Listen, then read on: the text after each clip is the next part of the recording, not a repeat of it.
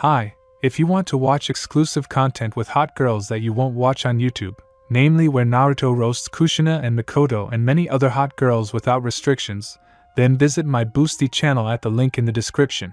Every time he walked across the creaky, damp-rotted floorboards and entered this dilapidated room with its peeling, once ornamental, colorful wallpaper, his eyes were treated to an excellent view of the foul-smelling, disgusting pile of dirty clothes, piled up in the shape of a mountain, perhaps to give them at least some significance in children's games.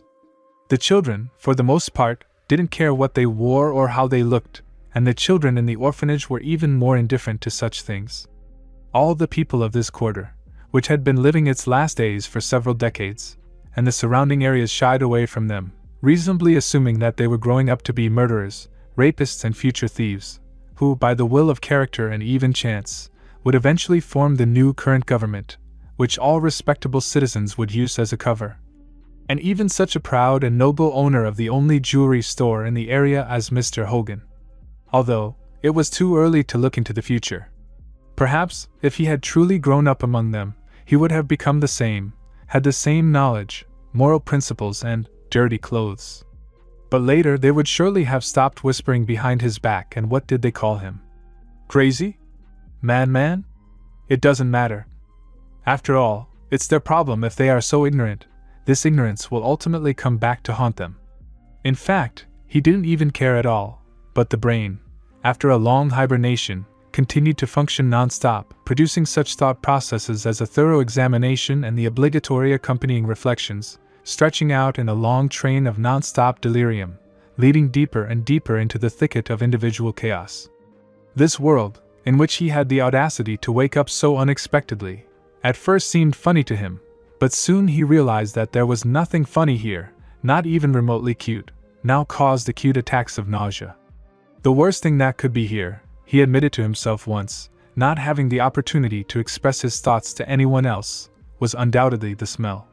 Disgusting, stinking, with a pungent taste of decomposing human flesh, from which, surely, even flies would die. Everything he saw gave birth to another portion of bleeding images in his upset mind, from which the isolation and weakness before the outside world only increased. His surroundings, whether objects, landscapes or people, were hideously rotten and convulsing, vile creatures, devouring each other in their twisted vision, spreading the smell of stale beer, dirt, disease and urine across the streets. It doesn't take much effort to imagine how foul the inhabitants smelled here, as did this pile of old rags. Well, it's amazing how far our own thinking can carry us, with little or no evidence. He sighed sadly.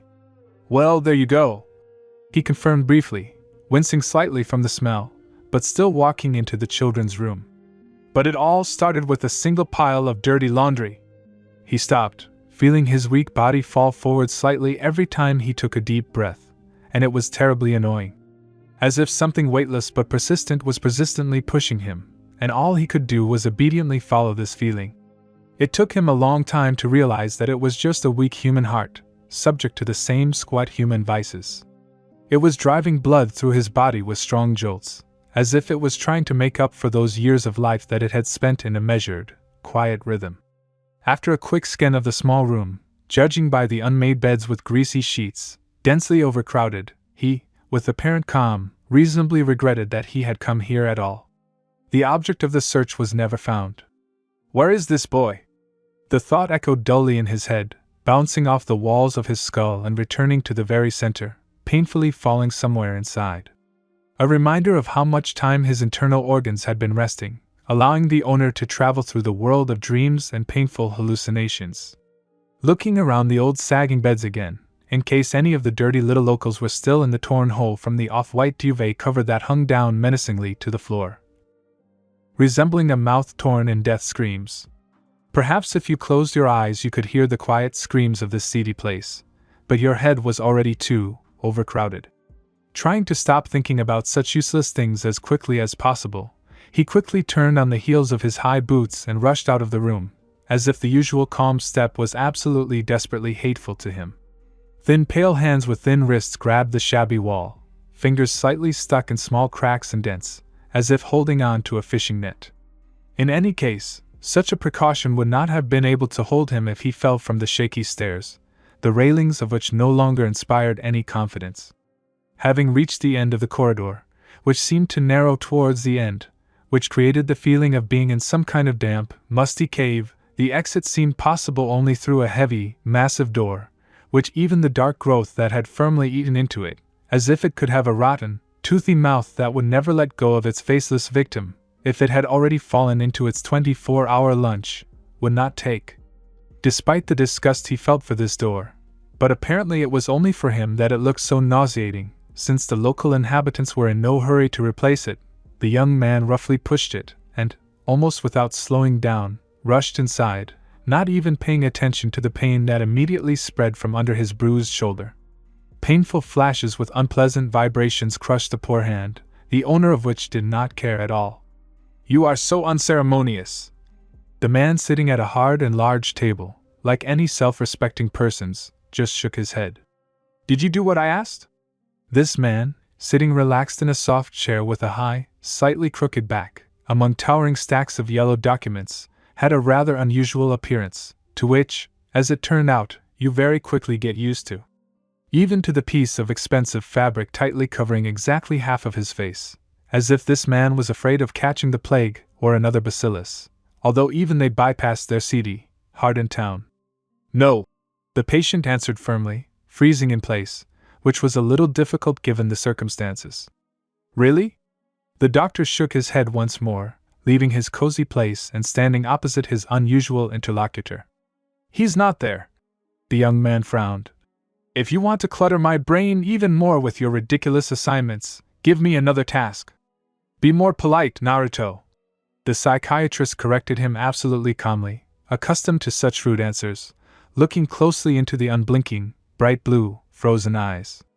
"I'm not even going to," the so-called Naruto proudly answered, who personally and promptly gave himself a name, almost immediately after he woke up from his semblance of a comatose state, in which he had been for at least a dozen long, painful years. If asked, he himself would not have been able to explain in a smooth manner why he had chosen this name. It simply seemed absolutely right, as if his nature had this very word etched into it in the form of a painful, pulsating scar with a hot, rusty nail, leaving long, crimson furrows in his feral soul. The man looked the young man over from head to toe once more, probably, as always, secretly trying to study the patient's behavior. Meanwhile, Naruto was trying to compare information about his opponent, carefully laying it out on imaginary shelves, from where he could easily extract a dozen dossiers on people he had met throughout his short new life. Hatake Kakashi is a man who has the qualifications of a well-known psychologist. He worked quite successfully in a neighboring, more prosperous city, teaching students, until he received a bad inheritance from his father, whom he had not heard about for most of his life. Namely, this snake pit, called a boarding school or, more simply, an orphanage. This rotten, damp building, bearing traces of decay, should have been torn down long ago, but Kakashi stubbornly refused to kick the children out of this place, trying to bring it back to its former, habitable state. When he arrived here, the first thing he did was take Naruto with him, who was kept in one of the psychiatric hospitals in that very city, because this practically incomprehensible, unthinking parody of a man was the key to the success of his life's work.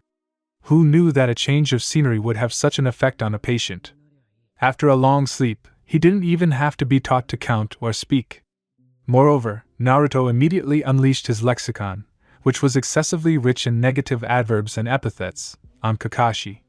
Hatake found himself in a disadvantageous position, although he was able to negotiate with the patient that he would allow the doctor to conduct psychological experiments on him and various innovations in his professional field in exchange for maintenance. After all, otherwise he would have had to end up on a dirty street, accompanied by homeless people and other alienated people. So Kakashi couldn't leave this seedy place yet, which meant he had to work right in this hated office, where his dear father had once worked before him, and who had eventually hanged himself on this very chandelier that hung under the high snow-white ceiling. Kakashi could only hope that such a fate would pass him by. Naruto closed his eyes for a second, trying to concentrate and bring back the anger that had been seething in him a second ago. But it was useless. Like any insane person, he was prone to significant changes in mood, and also, what is important, in behavior. "What do you intend to do, Naruto?" It seemed that the doctor called him by name every time, as if observing the boy's ambiguous reaction. He could get angry or, on the contrary, relax. This time, the patient definitely chose the latter. It is unlikely that you would have come here so early if you did not want something. Whatever you say, Mr. Hataki was a professional. Naruto narrowed his eyes, feeling a surge of irritation bubbling inside his skull. For some reason, knowing that he was practically being seen through made him angry. But it was different from the emotions of humans, who would no doubt also be unhappy to realize their lack of exclusivity. It was just that Naruto was beginning to feel like a broken puppet, tightly tied to a holder, being relentlessly shaken by a merciless puppeteer.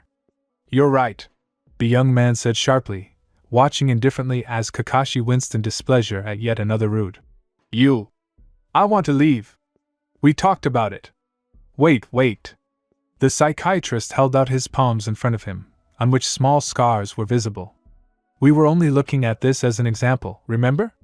Naruto remembered, but the feeling that Kakashi was now explaining all this to him as if he were a small child or a mentally ill person could not jump like joyful fanfares in his crippled mind.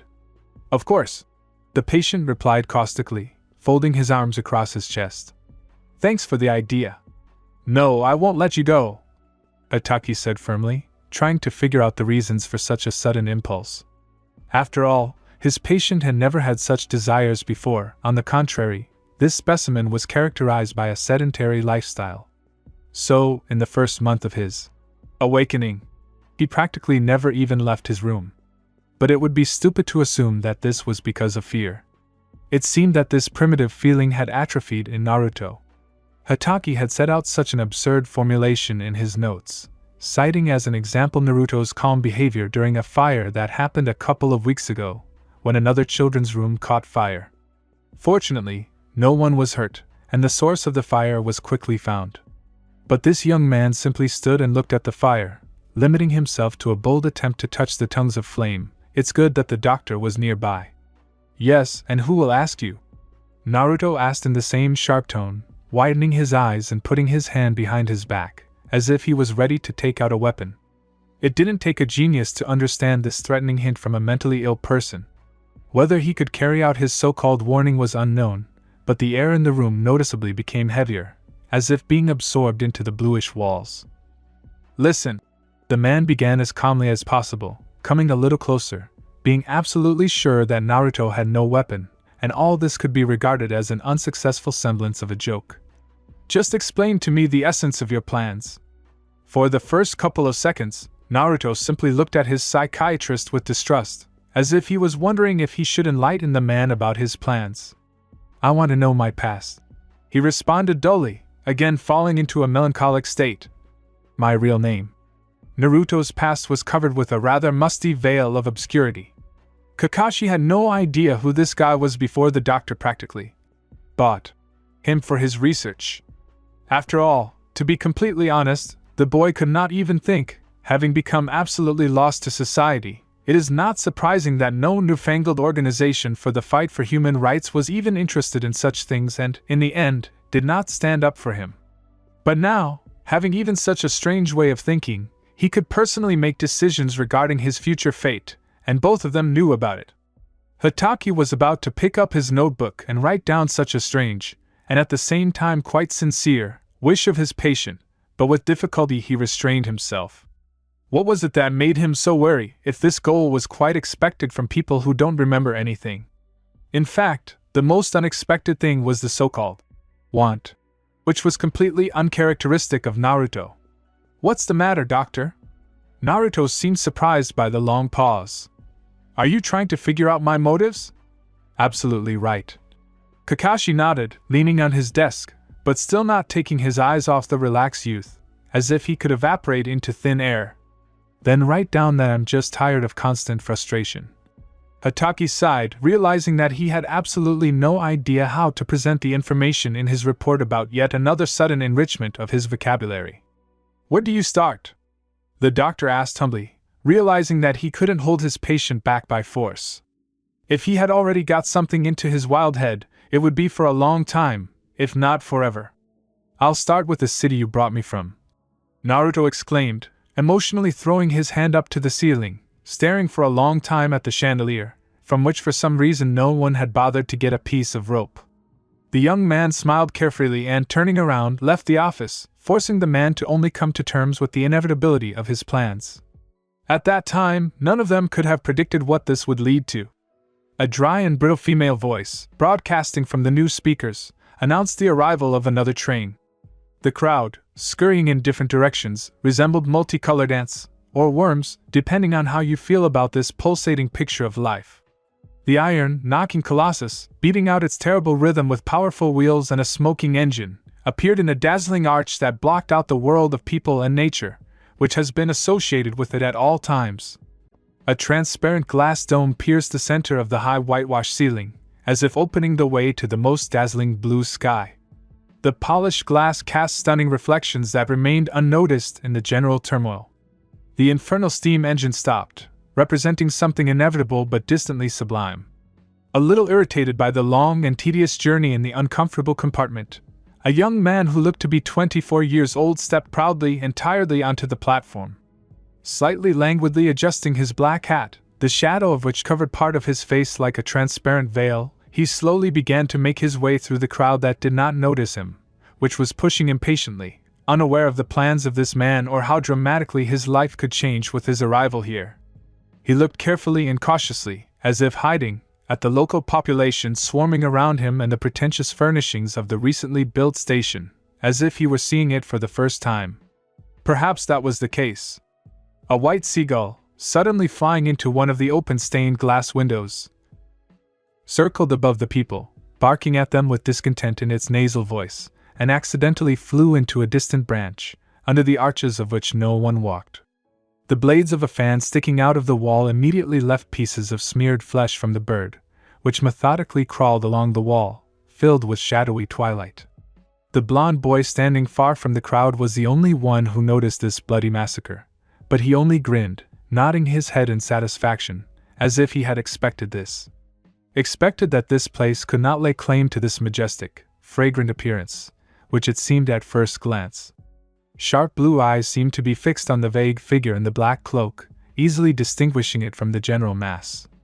The owner of this gaze impatiently felt how through the thicket of his deadened emotions, a nagging curiosity was making its way in ragged rhythms, which slowly but surely filled all his thoughts. The guy slowly jumped forward a little and began to slowly make his way forward, not paying attention to the pushes and threats that rained down on his modest person, because he was walking towards people, pushing his way between them. What interested him in this man, he did not know, but the shadows hanging from the dark corners of the ceiling pulsated and were getting closer and closer to the stranger, instantly growing when he entered a small office set aside for selling tickets. Naruto stopped, tilting his head slightly to the side, and then, breaking into a run, he instantly covered the distance that was shortening them, managing not to hit anyone. The bell on the door jingled welcomingly as the blonde opened it, looking into the large, attached room. A sharp, unblinking gaze instantly fixed on the newcomer, who was already standing in line at one of the cash registers. Uzumaki hurried to take a place next to him, so he walked towards the stranger with a slightly shuffling gait. The latter seemed not to pay attention to the man who was already standing behind him, not knowing that anything could be expected from this guy, and therefore felt relatively safe. Every now and then, the room was filled with quiet whispers or light cries, seasoned with the rustling of papers, which the hooked fingers of the middle-aged woman who sat behind the counter and sold tickets were turning over and over again. Unfortunately for the guy who was standing quite calmly in front of Naruto, it seemed that his turn would not come soon, because, despite the presence of 4 other cash registers, only one was working. Uzumaki raised his scrutinizing gaze to the large and dusty clock face that hung on one of the walls and grinned, realizing that lunchtime had actually long since ended. The young man cleared his throat slightly, bringing a clenched fist to his still-covered face, causing the boy's distracted attention to turn to him again. Naruto looked at the broad shoulders and strong back, which was covered by an obviously expensive cloak, and felt something akin to compassion. It was something new, something yet unknown, so he wanted to clap his hands from the feeling of emotion, but he held back, not knowing why, because the opinion of the public meant nothing to him in the grand scheme of things. It was written on his file. Complete lack of hero complex. After all, Kakashi says that it would be much worse if this disease progressed, but its absence can be tolerated. The line came to life and began to pulsate like some kind of living, writhing organism, and Naruto concentrated on examining the back in front of him, counting the small specks of dust that were steadily falling onto the expensive fabric. When they began to form a pattern in front of the clouded blue eyes, it was the turn of the unknown person who had so strongly attracted the attention of the unusual teenager. Naruto flinched as if something had pricked him, and in one step he closed the distance that separated them. He listened carefully to the meaningless dialogue. The young man was already buying another ticket, staying in this city literally for today, and Naruto couldn't help but smile when this man's next destination coincided with his own. He shook his head, and something inside him clinked approvingly, causing another portion of adrenaline to be released into his blood, which tickled his nerves very well. Anticipation, Uzumaki thought, rolling his eyes as if he had received a decent dose of opium.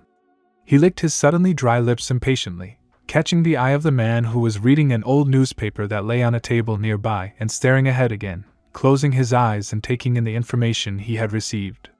It immediately went through the memory channels and went to one of the most guarded compartments of the brain to be saved almost verbatim, as it had arrived in its original form. He felt a sharp jolt and fell backwards, almost falling, but he got his bearings in time and straightened up, maintaining a stable position.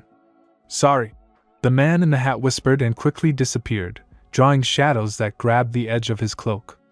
It was as if he had dissolved into thin air, disappearing from sight so quickly, but his quiet voice was firmly lodged in Naruto's ears, penetrating somewhere inside, rolling down his spine and echoing in his stomach. He shook his head, trying to shake off this obsession. Naruto winced at the slight pain from the impact. He knew this would happen eventually, since he was too close to not be hit when he came out, but he wasn't upset about it at all, as if it was something he had planned without his essence directly participating. He even grinned at this ridiculous thought and noted with displeasure how the air in the room became damp, instantly saturated with the smell of paint and whitewash. The room seemed a little different, a few shades lighter. But the light had not attracted him for a long time. Light is purity, and purity is emptiness. And now, guided by these thoughts, the room became empty and indifferent without the one who disturbed the general peace of leisurely everyday boredom. "Are you going to buy?" Naruto felt a displeased push from behind, but for some reason he didn't feel irritated. He just nodded and walked up to the small window, avoiding the small brown eyes of the woman sitting on the wooden chair opposite him. The calm voice, slowly escaping from his own mouth, seemed somehow hoarse and slightly otherworldly, as if it kept shades of mystery and boredom in itself, although a living flame danced inside, generously warming his insides. There were, however, several minuses. It was ready to go out at any moment, remaining only in memory, but he tried not to think about it. Switching all his attention to his own fingers, which lightly scraped the counter located in front of the window on which the booklets lay, he booked a seat next to a stranger. Now they have a shared compartment, separate from everyone else. Naruto grinned, turning the white paper with the seal in his hands. This acquisition pleasantly warmed the fingertips in which it was clenched, but he did not yet know the reason for this feeling. The wheels of a passing carriage fell into a hole filled with water, causing a flock of splashes to shoot up into the air, but Naruto managed to jump aside, wincing slightly and looking around as if his jump was something shameful, but no one even looked at him, indifferently striding along the colorful street, where small multicolored lanterns and colorful posters were already being hung.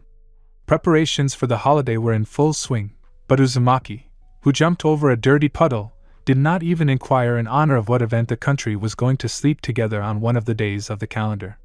He paused for a second, looking at the roofs of the houses, tilted in his vision, and smiled, watching the windows crack and separate into small wreaths, shimmering in red hues in the sun. The curved chimneys were shaking, spinning clockwise, looking like they would break off and fly down on the heads of the people who saw nothing, did not notice, who walked in even groups beneath them. Naruto stepped back a little further and tried to catch his breath. Did he know that what he was seeing was not real? He definitely guessed, but something inside him made him hold on to this distorted truth as the last bastion of sanity. Common sense was also special. He met practically identical, gray, ugly residents along the way, as if they were trying to knock him down, but he stubbornly kept on his way, checking his internal compass so as not to get lost again. He didn't want to ask for help again from the plump policemen who looked at him strangely, squinting their small slanted eyes.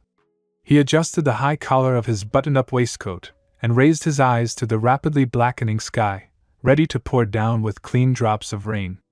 But even that would not wash away the dirt that had crawled out onto the street. Naruto opened the heavy iron gates and ran up the steps, trying to ignore the dry and brittle fingers trying to grab his boots. He had barely crossed the threshold when the clock loudly and gloomily struck the appointed time, echoing through the heavy vault of the corridor that was connected to the living room.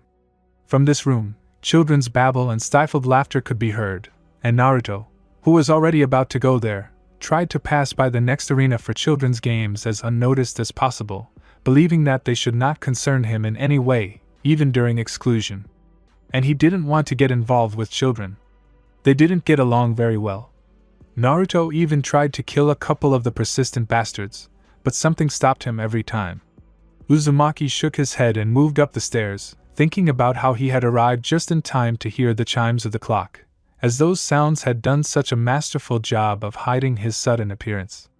The office of his personal psychologist was, as always, open, and the doctor himself, as always, was in place, as if he had not moved during the time they had not seen each other. Everything remained the same. And that was one of the reasons why he so suddenly deigned to make the decision to leave this place. Naruto would have said that it would be for a short time, but he was almost certain that he would not return. There was no reason to regret this. He felt no attachments. Well? The doctor tilted his head slightly to the side, leaning back in his chair and adjusting the mask on his face, which did not even think of slipping anywhere. Naruto pulled out a folded ticket from his pocket and twirled it in front of him, putting it back. When? Kakashi asked again, pushing the desk drawer aside and rummaging around inside. Tomorrow, Uzumaki said softly and detachedly, watching the drops that were breaking against the window, rolling down relentlessly, unable to stop, grabbing the cornice and holding his flimsy, viscous little body. Hatake sighed, folding his hands on the table in front of him and resting his chin on them, looking at Naruto slightly tiredly. Are you sure, Naruto? This adventure could be dangerous for you. Uzumaki nodded, not having the slightest opportunity to tear himself away from the stormy landscape outside the window, trying to follow all the little drops with his running gaze. I'm sure, he confirmed, swaying from side to side. Hatake, who had been closely watching his movements, frowned with displeasure. You'll have to be very careful, he said evenly and smoothly, thinking that this was the tone Naruto picked up on and took in best. At least it didn't irritate him. Take the medication, or you might get into trouble. I won't be around. What if you end up in jail again? Naruto chuckled, indulging in memories.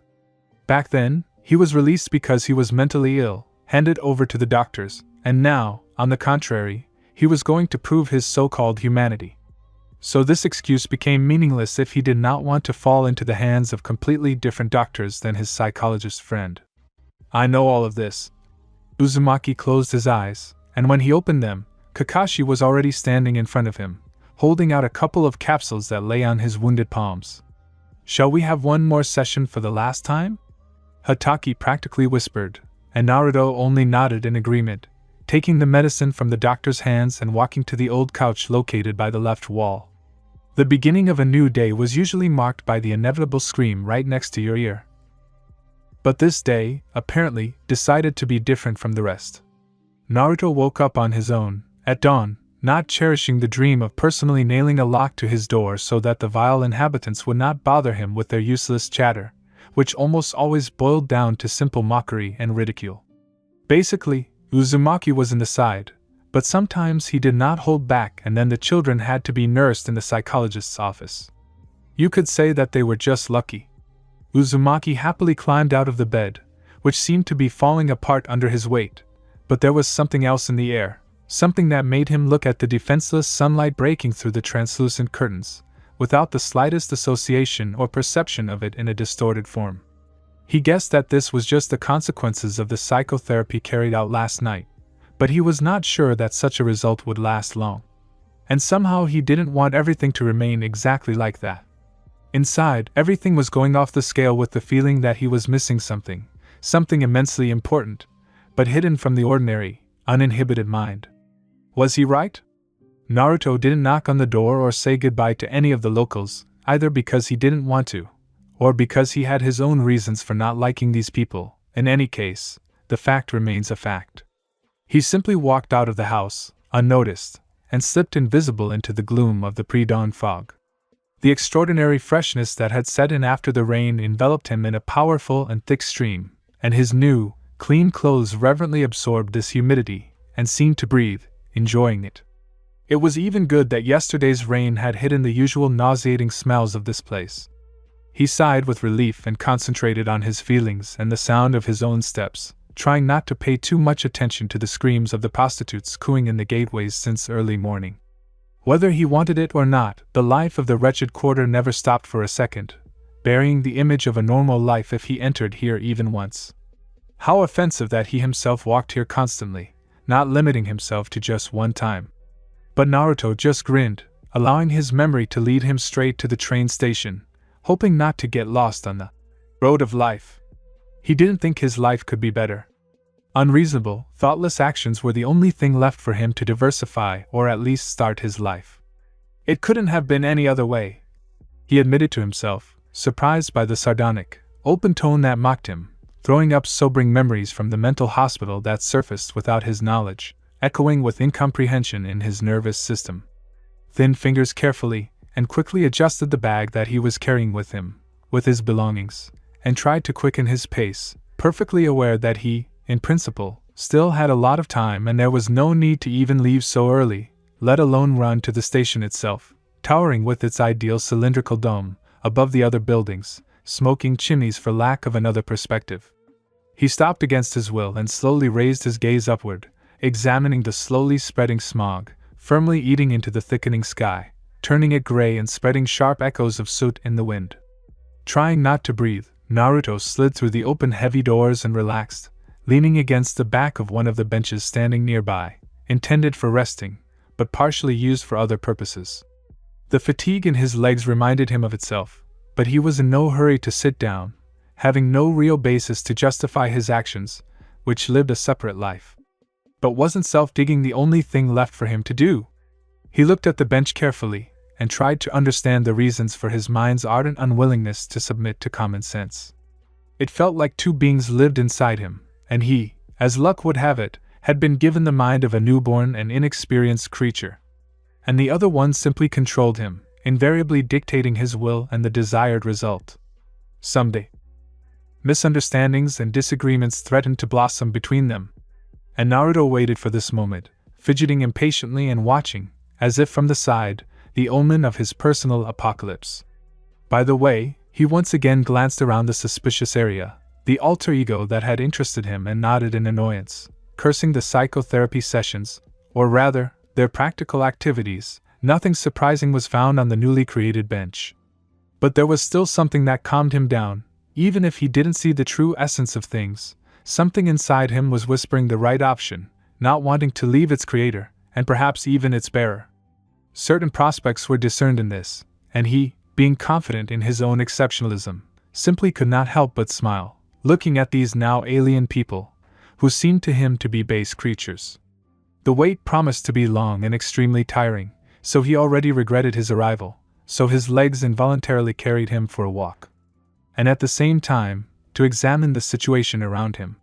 It would have been foolish to waste time tracking down this unusual person, whom he had so conveniently noticed in the crowd, as if he were waiting for him, but this was what the stronger part of him ordered, forcing him to wait for someone unknown, and when he did, to grin in anticipation. Uzumaki closed his eyes once more and listened to himself.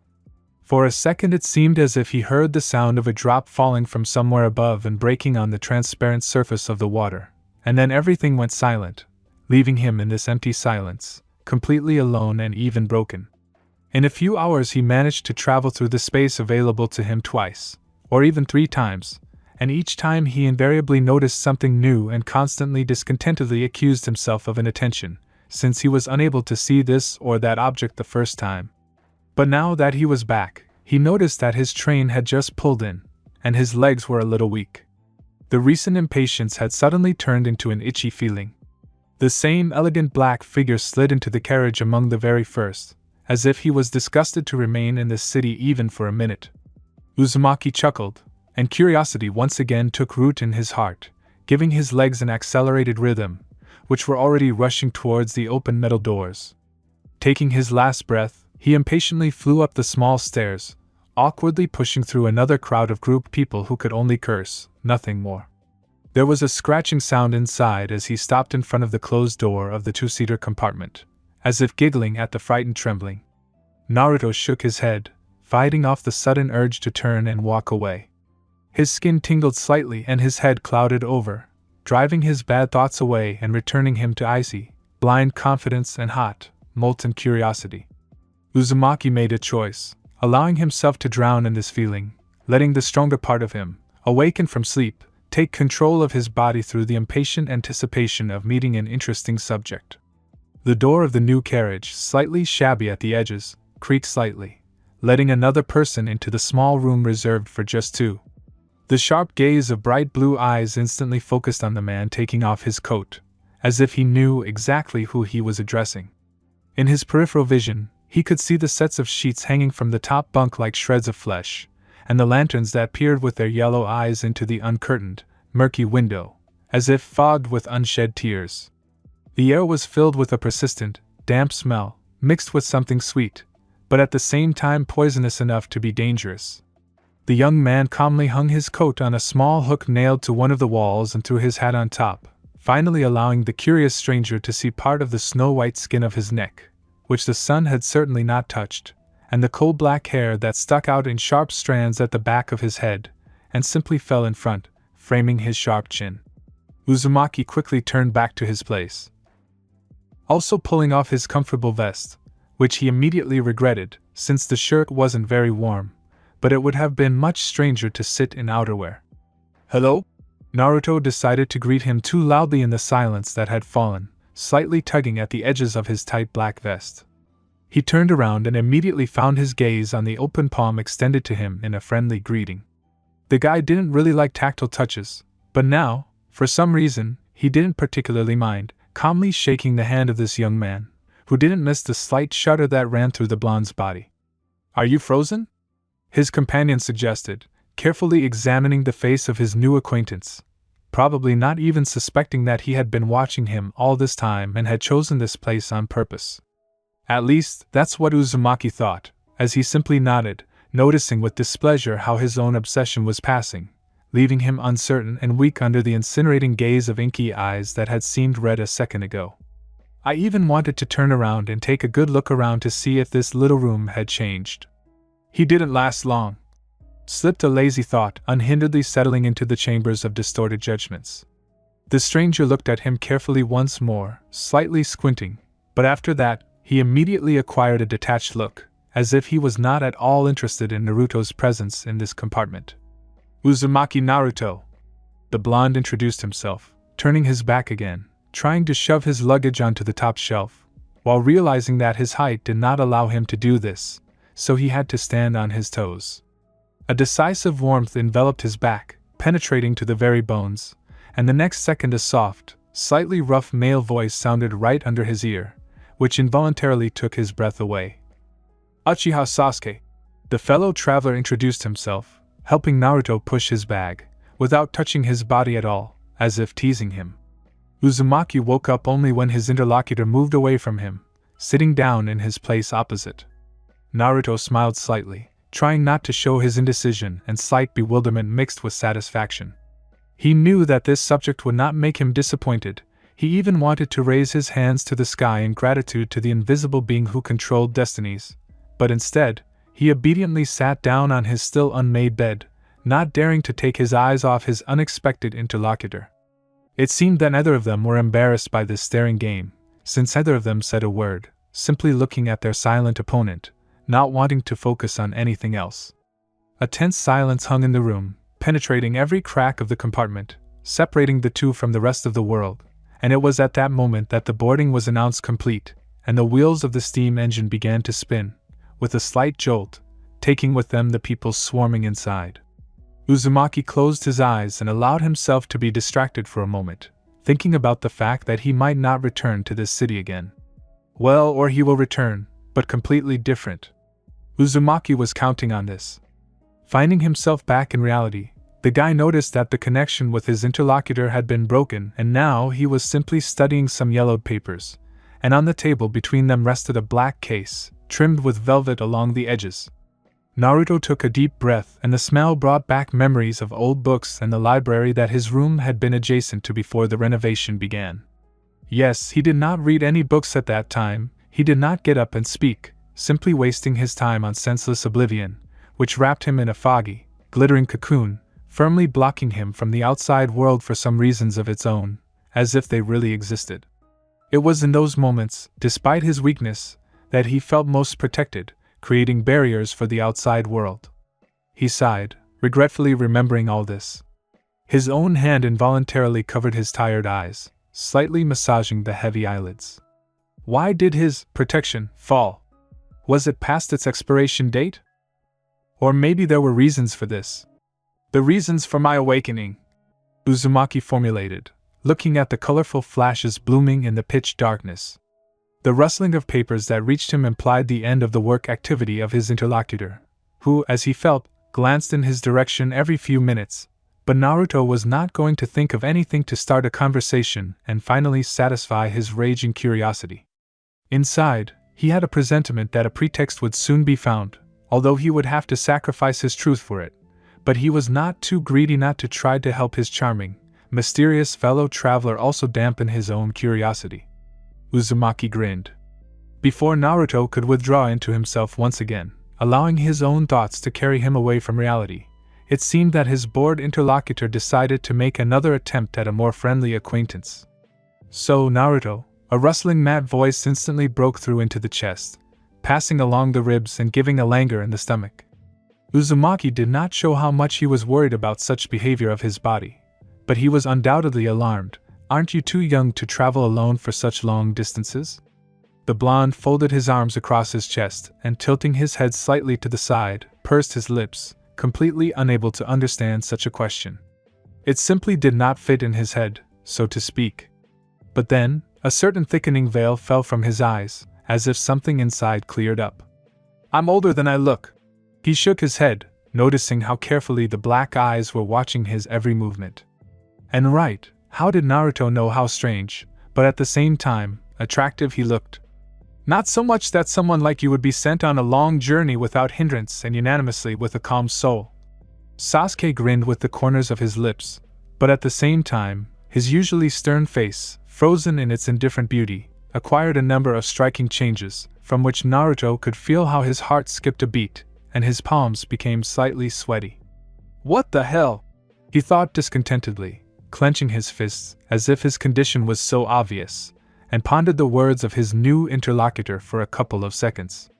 Did he really guess? A thought flashed through his head, inspired by constant anxiety. But then he calmly pushed this idea away, believing that the brand of mentally ill was not stamped on his forehead, which meant that any assumptions his interlocutor had should remain with the owner. Someone like me? Naruto leaned forward slightly, as if it would help him penetrate the thoughts of his interlocutor. Such as you, the voice whispered quietly, but quite ingratiatingly, the owner of which also leaned forward slightly. Before Naruto had time to inquire about the decoding of the information received, Sasuke, as if giving him a hint, extended his hand forward and lightly brushed his fingertips through the golden hair, carefully observing the emotions that flashed in the bright blue eyes. And Uzumaki hung slightly in space, still feeling the leisurely touches that were sorting through strand after strand and, unexpectedly for himself, blushed and abruptly moved away, turning away to the window. His right hand involuntarily flew up to his chin, covering the lower part of his face, trying to hide the treacherous blush. The chuckle that came in retaliation for his behavior made Naruto really angry at himself for such a reaction and complete misunderstanding of what was happening. Perhaps it was too much for him. These touches and almost visible hints were trying to convey to him something that he had not yet encountered, which meant that now, he was in complete bewilderment, calculating in his head hundreds of different options of what this young man was trying to tell him, who was now still burning him with his gaze and smiling sarcastically. How could they just let you go? Or did you run away from home? the young man asked, folding his hands on the table in front of him and resting his chin on them. Uzumaki frowned. He thought that he was playing some kind of double game, but now, for some reason, it turned out that this Uchiha was also properly taking on his new acquaintance. However, the reasons for this behavior remained unknown. Not at all, Naruto realized that it was time to show his cards. I don't have a home as such. I'm from an orphanage. Well, really, I wouldn't say directly where he's really from, but he didn't even lie. Uzumaki gave a small half-smile, pushing the recent confusions to the back of his mind to try and sort them out later. There was practically no time for that now. I see. His interlocutor seemed not at all surprised, despite the tone in which it was said. And where are you headed in that case? Change of places. Uzumaki swayed slightly when the train shook a little, losing its usual rhythm. Besides, I'm looking for an old acquaintance of mine. He didn't like the state of affairs that had been established between them, so the blonde simply went on the attack, so to speak. And you? He asked somewhat too impatiently, earning a suspicious look. What made you set out on a journey? Naruto winced slightly, as he couldn't remember the last time he had been so active in a conversation with someone. He even felt a little tired, as he had to restrain himself from saying or doing things that were usually his style. His behavior, apparently, would have been considered not entirely normal. As always, it seemed that the only answer he would receive was a raised left eyebrow, but after a few seconds, he finally received an answer. I'm looking for someone, his companion said just as secretively, to which Naruto only grinned, because it turns out that they are both hiding something, and perhaps that is why Uzumaki was so keenly interested in this person. Are they similar? Well, if so, that explained a lot. Really? Uzumaki, having finally relaxed, leaned back, allowing himself a few seconds of complete prostration, as if such a state of affairs was exactly his style. His interlocutor's face seemed to become impenetrable, returning these two again to the first stage of acquaintance. Naruto only shrugged his shoulders in agreement, starting to ask ordinary questions. It seemed less interesting than their previous conversation, but they had to start somewhere. It was rapidly getting dark outside, but neither strangers nor the more real eclipses that Naruto often had, regardless of the phases of the moon, dared to disturb their unity. So they quietly talked about other topics, mostly Sasuke telling them, which was surprising to him. He was not a particularly talkative person, but the curiosity that did not want to fade, which took root in Naruto's very heart, stubbornly forced him to share his knowledge. It turned out that Uchiha had traveled a lot, apparently pursuing his own goal, which he had always kept silent about, but he could not be blamed for this. In the end, it was his business alone. Right. Uzumaki stubbornly tried to convince himself of this, forcing this information on himself as the absolute truth, but alas, he was powerless against his own reviving feelings. Especially that very premonition worried him the most. It stubbornly sat right under his nose, not allowing him to concentrate on more real things. Too tangible to be completely invisible.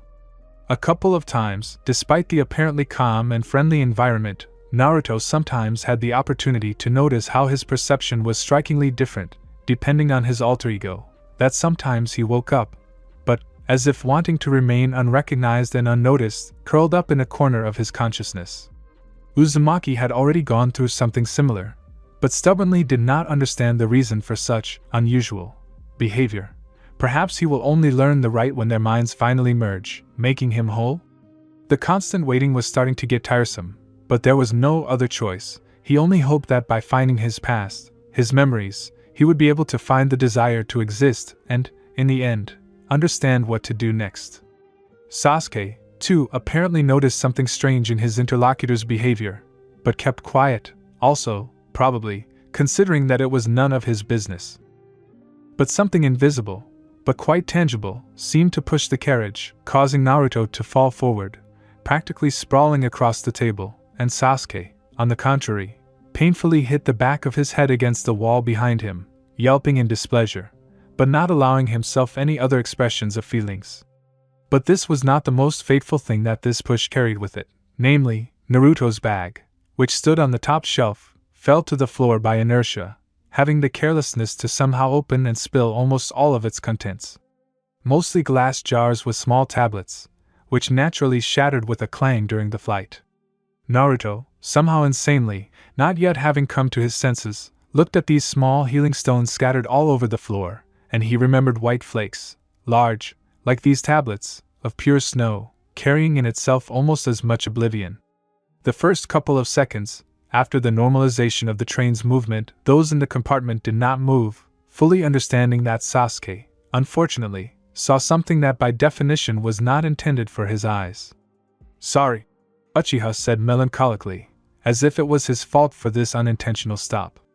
But Uzumaki knew perfectly well what he was apologizing for, so he simply shook his head, driving away his words, because if he was being completely honest, Naruto knew from the very beginning that something like this could happen. It was very predictable. Naruto sighed softly, somewhat tiredly, and sank to the floor, carefully kneeling down and trying to pick up the pills without pricking himself on the edges of the shattered jar. Sasuke apparently decided not to stand aside either, or maybe he really felt guilty for putting the bag down so carelessly, although, to his credit, this wouldn't have happened with an ordinary push. "What do you think it was?" Naruto asked, occasionally glancing at his interlocutor and trying not to touch him, because he still hadn't figured out how to feel about his body's treacherous reactions.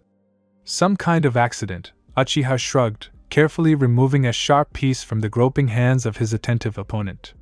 Perhaps bent rails, snow-white fingers, which had lost their leather gloves a couple of hours ago, raked a handful of pills into a small bag, where the rest of the medications were. But it was unlikely that they could be confused.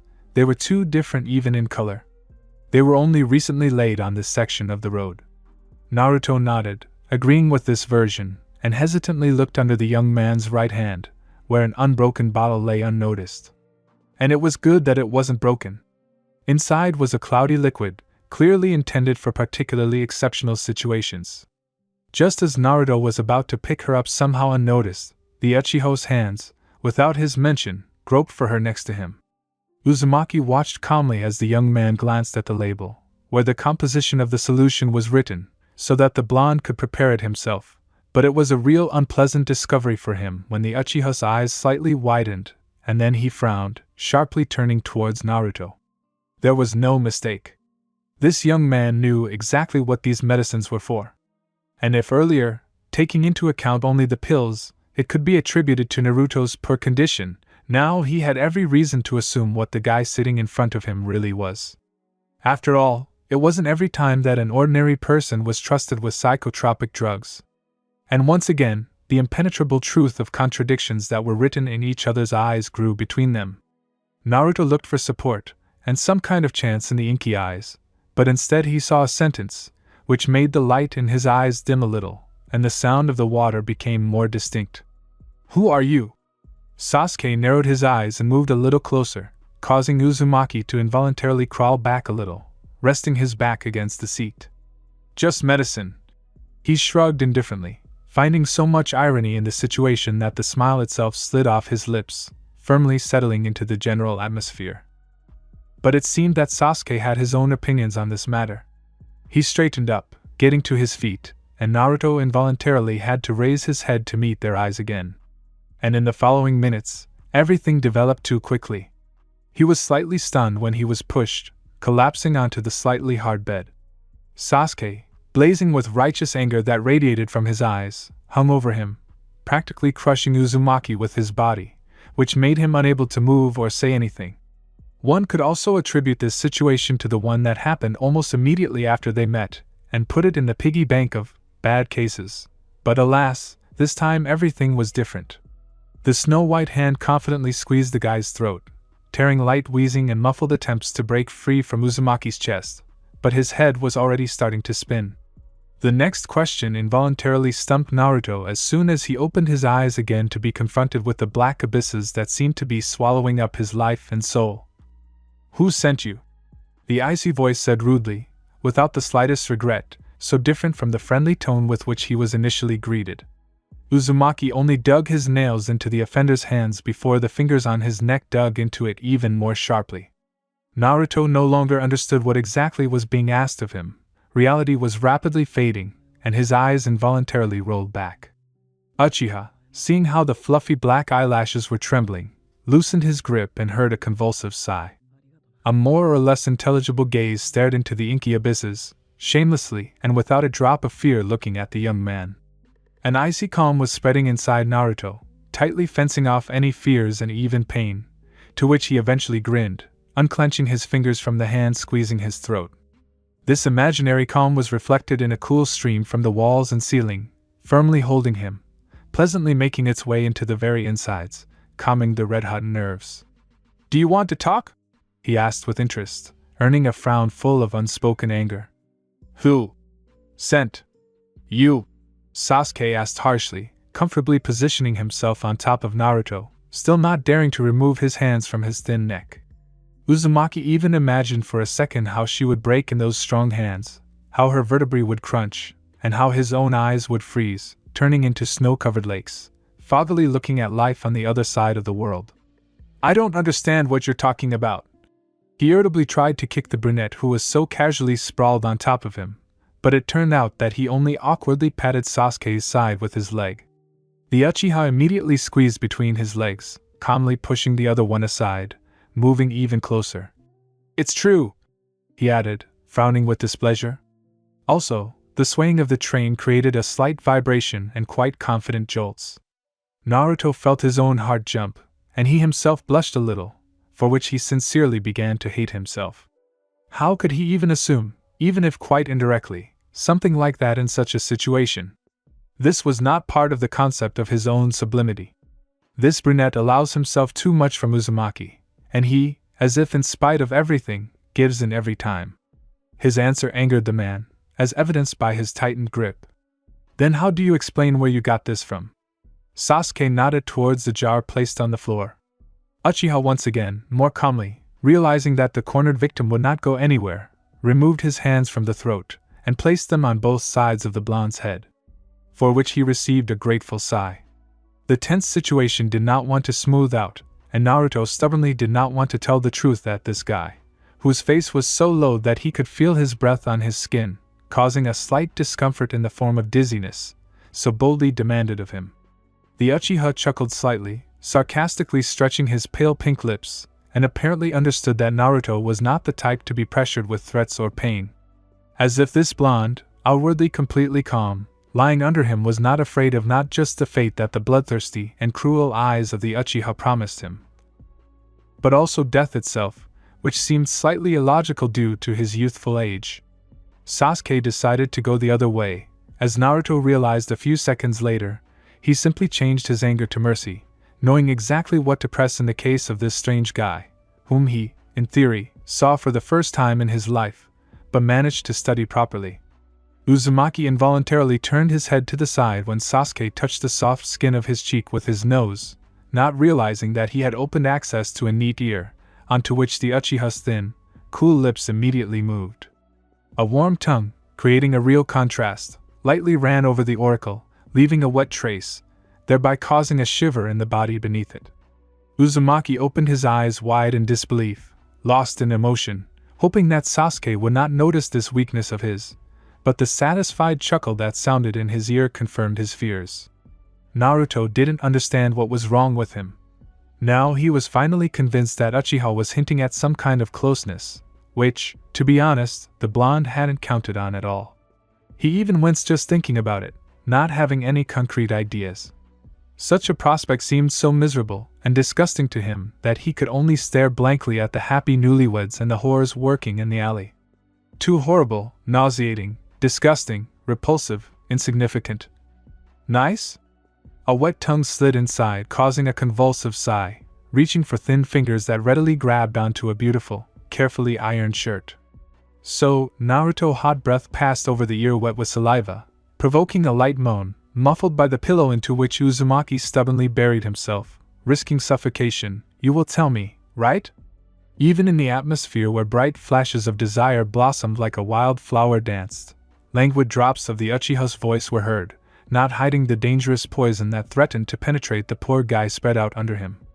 "There's nothing I can tell you," Uzumaki practically squealed, not expecting that he was capable of such an intonation, and the next second long pale fingers grabbed his chin, turning his head, and cold lips covered his own.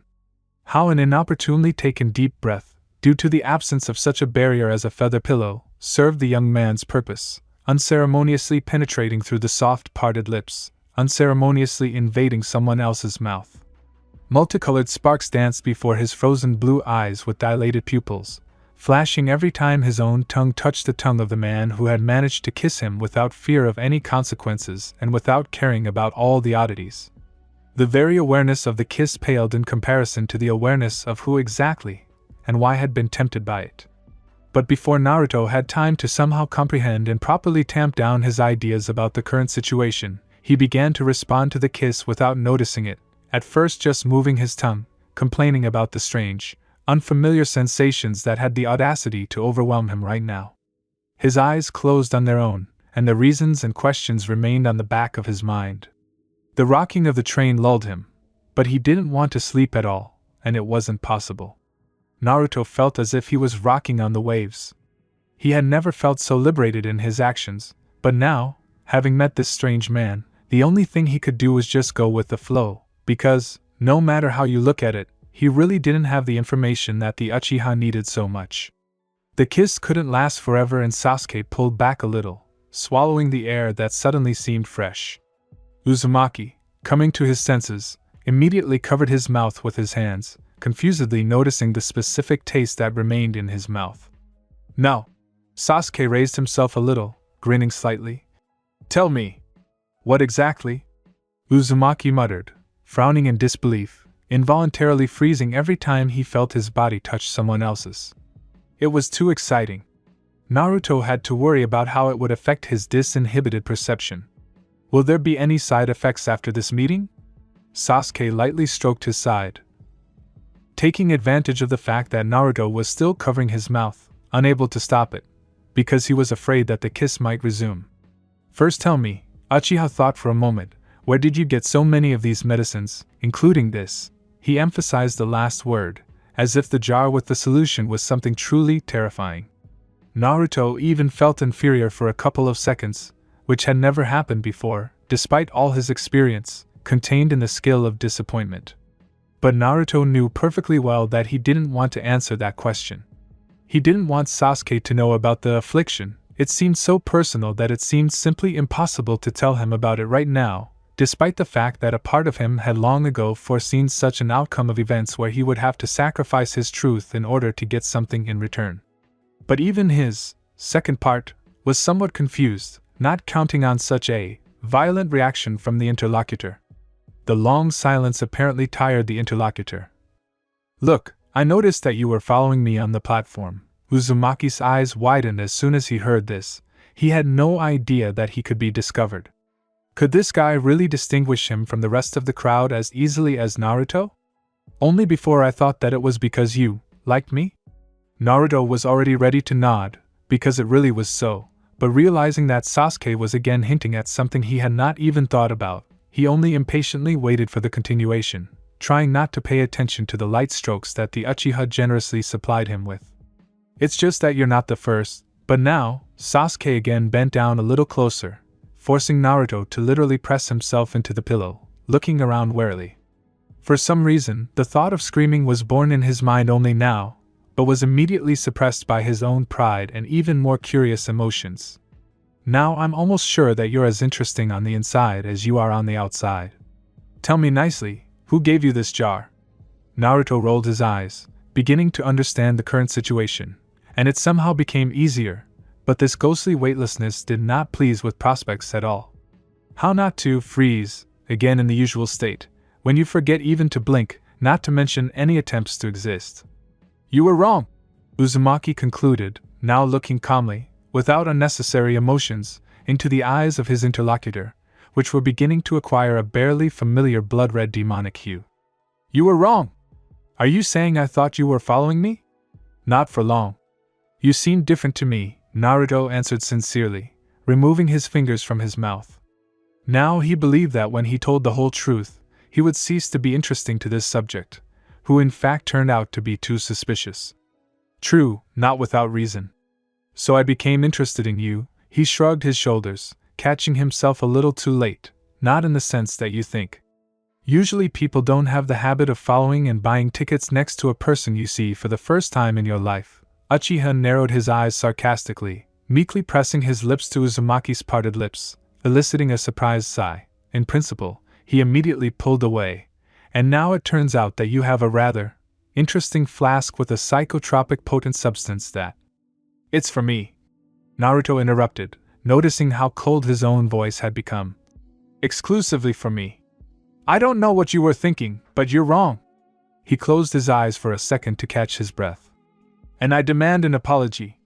To be precise, it was the wounded pride that demanded it, which had suffered during this short struggle with the admixture of something unknown.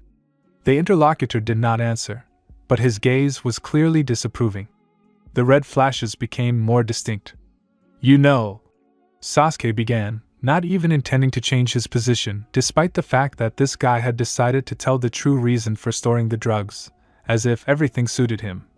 Do you know where these medicines are used? Enough. Something seemed to click in the blonde's brain, and suddenly jumping up, he tried to push away his interlocutor, who was sprawled on top of him. They say that madmen are very strong, and judging by the fact that he managed to push this guy away, finally assuming a sitting position, it was the pure truth. He tore the sleeve of his shirt, causing the aluminum cufflink to break and fall to the floor. On the arm there were impressive dark bruises from many hours of constant and inevitable procedures. The train hissed to a stop, releasing sleepy passengers into the pre-dawn hour, mostly dissatisfied with the long journey. Only the children had the audacity to enjoy the new day, alternately screaming and knocking adults off their feet, for which they received slaps and cuffs.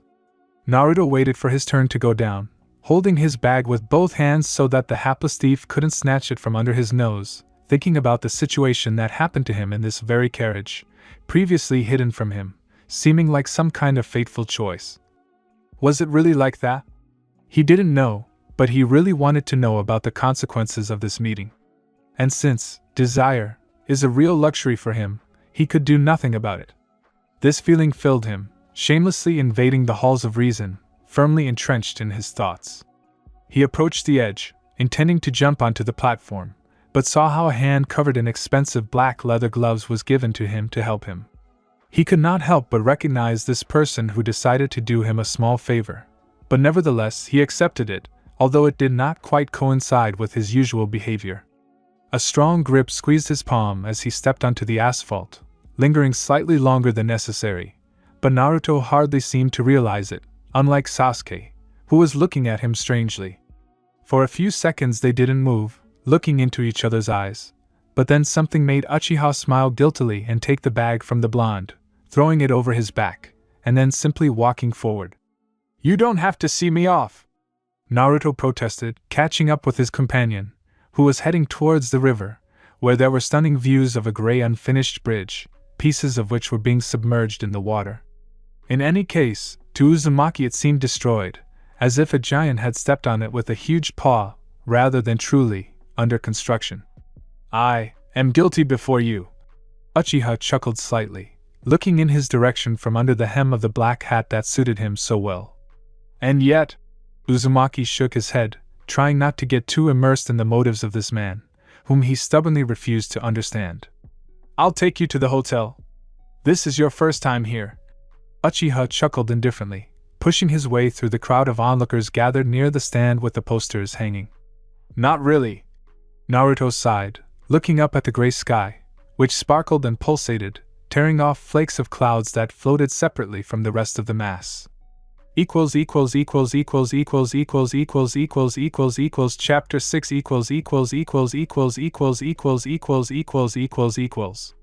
They had already traveled a long way, maintaining a unanimous silence that enveloped them like a veil from the rest of the world, to which, it seemed, they had no relation. This silence was neither awkward nor forced. It was simply different from usual, as if they were actually having a lively conversation, helping them get to know each other better. Naruto felt that way. It gradually began to feel like he could have walked through the narrow streets like this in the company of this gloomy young man before. In any case, he clearly couldn't imagine any other company. Uzumaki impatiently looked at the new area, lingering his gaze on the roofs of tall houses, seemingly molded from clay, mostly completely identical in appearance, differing only in their signs. However, it was completely impossible to distinguish a residential building from some store, and therefore, meekly pursing his lips, Naruto even felt a sense of gratitude that they had agreed to accompany him. More precisely, they practically imposed themselves on me. Right after that embarrassing incident in the train car, Naruto had to tell some details of his life, once again becoming convinced that there are exceptions among the general mass of people. Sasuke turned out to be one of those whom Uzumaki would not be able to understand, no matter how hard he tried. The young man, once again surprising him by not openly avoiding him as they had preferred to do before, and Naruto had no objections, he simply apologized and, having moved to his seat, calmly suggested another topic for conversation. Uzumaki only sadly and inarticulately shook his head, complaining about this state of affairs, but did not dare to express his dissatisfaction. It just so happened that there were frankly fewer secrets between them, and the interest aroused by each other's persons only increased. And if Sasuke was interested in his opponent out of practically professional curiosity, Uzumaki was sure that he had a special education in psychology. He used very familiar gadgets, then the reasons for Naruto's interests were unknown even to the blonde himself. And now, compensating for the slight bruises on his neck, Naruto had every reason to demand a short story about his new acquaintance. At least, about the reason for the Uchiha's arrival in this locality. Imagine his surprise when it turned out that the purpose of their arrival coincided.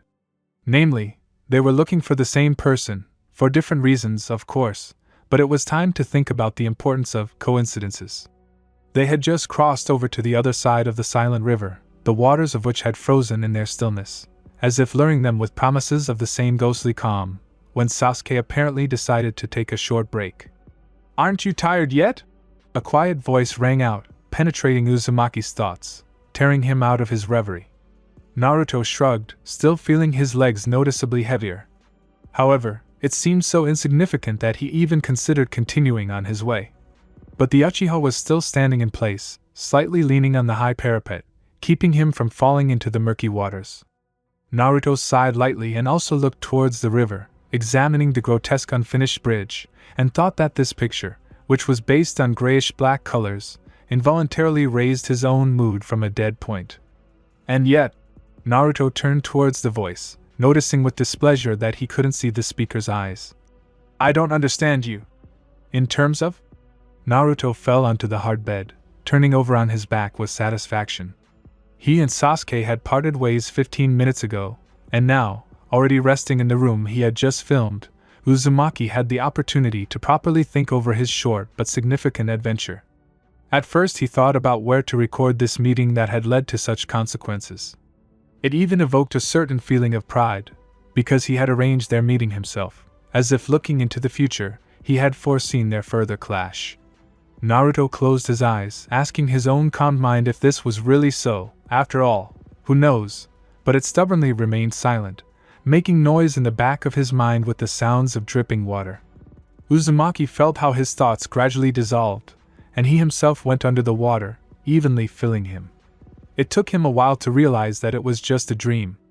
The next day, Naruto, almost immediately after opening his eyes, realized that his protection, installed by the psychologist, did not have long left.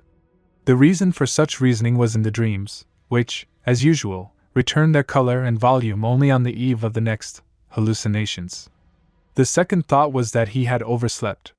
Uzumaki was ready to laugh at himself, readily beginning to watch from the sidelines the muttering and actively running back and forth youth, trying to find this or that item of clothing.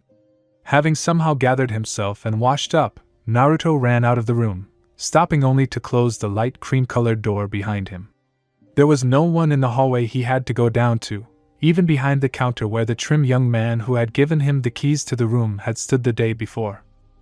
Pondering the possibility that the world, just in the morning, was completely deserted, Naruto ran out into the street, briskly wrapping his red scarf around his neck, eagerly running down the concrete steps to escape into the morning fog that had firmly spread across the upper part of the city.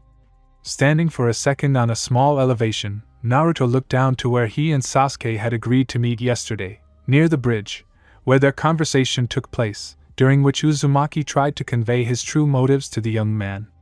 His companion was already standing by the familiar ornamental parapet, in his usual black cloak and hat, hiding his face, as if he was afraid of being recognized.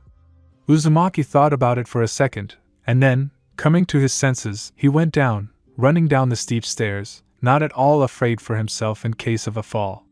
"You're late," Sasuke concluded sleepily, not even turning around, but knowing for sure that Naruto was standing behind him. Not at all surprised, Uzumaki just shrugged, looking guiltily from under his long bangs, as if the Uchiha could see him. "Sorry," he said anyway, pulling his scarf a little tighter as another blast of icy wind hit him. Standing near the water wasn't the best idea. It was a wonder Sasuke was still able to withstand this raging storm. "Frozen?" Having said that, Naruto couldn't help but remember his meeting with the young man when they exchanged their first greetings.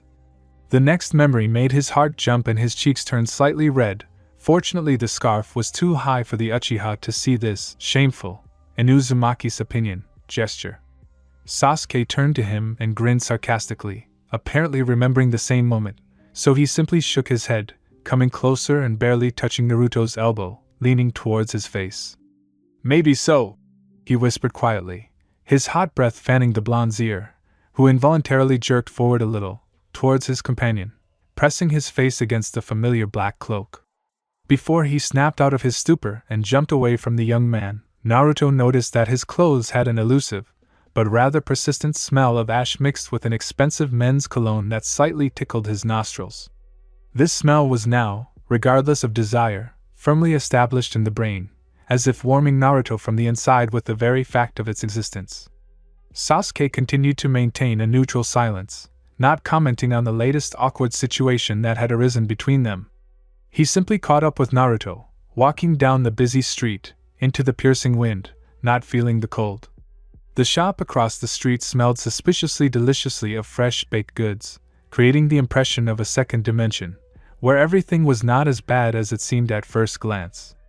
Naruto even remembered this place, intending to stop by the bakery on the way back, but for now, he got out of the car independently, not paying attention to the hand extended to him to help, proudly walking past Sasuke, trying not to dwell on the small chuckle addressed to him. The pleasant atmosphere that surrounded him while he was next to the Uchiha was broken by the very awareness of his arrival in this place, which came to him unexpectedly. He simply raised his gaze, looking at the long 3-story building that occupied a decent amount of space. The dilapidated white building seemed to crush the other buildings with its insane grandeur, which looked so toy-like and poor next to it that it became funny. Only after a couple of seconds did Naruto realize that the other buildings surrounding the mental hospital were not just worn out, but abandoned. There were no people anywhere, as if the area was completely dead. Although it was not surprising. Who would agree to live next to a mental hospital if there was even the slightest risk of escape by the locals, despite the high concrete fence that an ordinary person could not cross, who could come up with anything? Sasuke pushed him forward a little, watching Naruto's gesture, who was inexpressibly moved by the prospect of entering this building. In fact, Uzumaki couldn't even imagine that he could have been kept in such a place just half a year ago. Everything that his gaze touched seemed completely unfamiliar, as if he was seeing it for the first time. However, the feeling that settled in him arched his back wildly and bared his teeth furiously, recalling not the most pleasant things. "I don't want to go there." Naruto shook his head, belying his words, taking a step towards the heavy gates, which were open in a silent greeting. "We won't be staying there for long," Sasuke said encouragingly, adjusting his hat slightly to make it easier to keep an eye on his companion. Naruto smiled gratefully and moved forward more calmly, hoping that meeting the man he was looking for would clarify a lot. This assumption made him think about Sasuke and his reasons for making such an unexpected visit. Still, there were still a lot of questions between them, to which Naruto was obliged to find answers one way or another. The pale gray walls did not bode well, just as the fact that during their entire wandering around the building, they did not meet a single doctor or ordinary average employee. "Do you know exactly where to go?" Naruto asked, tilting his head slightly to the side, displeased at the prospect of spending even a minute longer in this place than planned. His internal state was beginning to generate a special anxiety that killed all doubts about his involvement in this place. He was definitely there, clutching the peeling paint of the wall with his thin fingers, trying to keep his own body weight from falling onto the hard floor. The light bulb above his head blinked slowly, creating bizarre shadows that began to come to life in their own distorted interpretation, and Naruto shook his head, trying to drive away the obsession that stubbornly captured him more and more with each passing second. "It's here," Uchiha responded calmly, distracting the pale Naruto, who nodded gratefully, trying to recover from the overwhelming impressions. Sasuke turned the gilded handle, opening the door, which creaked inwards, letting them in. The Uchiha walked inside, looking almost indignantly at the mess that had been made in the office, where even the chairs had been overturned, their cut-up upholstery flashing like a prostitute's worn-out underwear. Naruto's attention was drawn to the yellowed sheets of paper scattered everywhere, and he walked closer to the table, noticing a small puddle on the floor. "Hey, Sasuke!" Uzumaki whined somewhat offendedly, like a child, pointing his finger somewhere in front of him. The approaching Uchiha had the opportunity to admire the woman cut into pieces, located under the table, in a pool of her own blood, which had managed to coagulate. Her eyes were open, staring blankly straight at the two guys as if asking about something otherworldly, and her broken arms, bent under her own body, were twistedly peeking out from under the chair standing next to her. The bloodless lips were mercilessly cut off and lay somewhere nearby, and the visible jaw glistened with snow-white bone, stained with a dark crust of blood. A long knife, more like a kind of sword, was sticking out of the woman's chest, stained, piercing her right through. And the next second, several more people appeared in the doorway, having witnessed a not entirely pleasant scene, and Uzumaki laughing madly, grabbing the man in the black cloak by the sleeve, pointing his finger at the bloody massacre. Chapter 7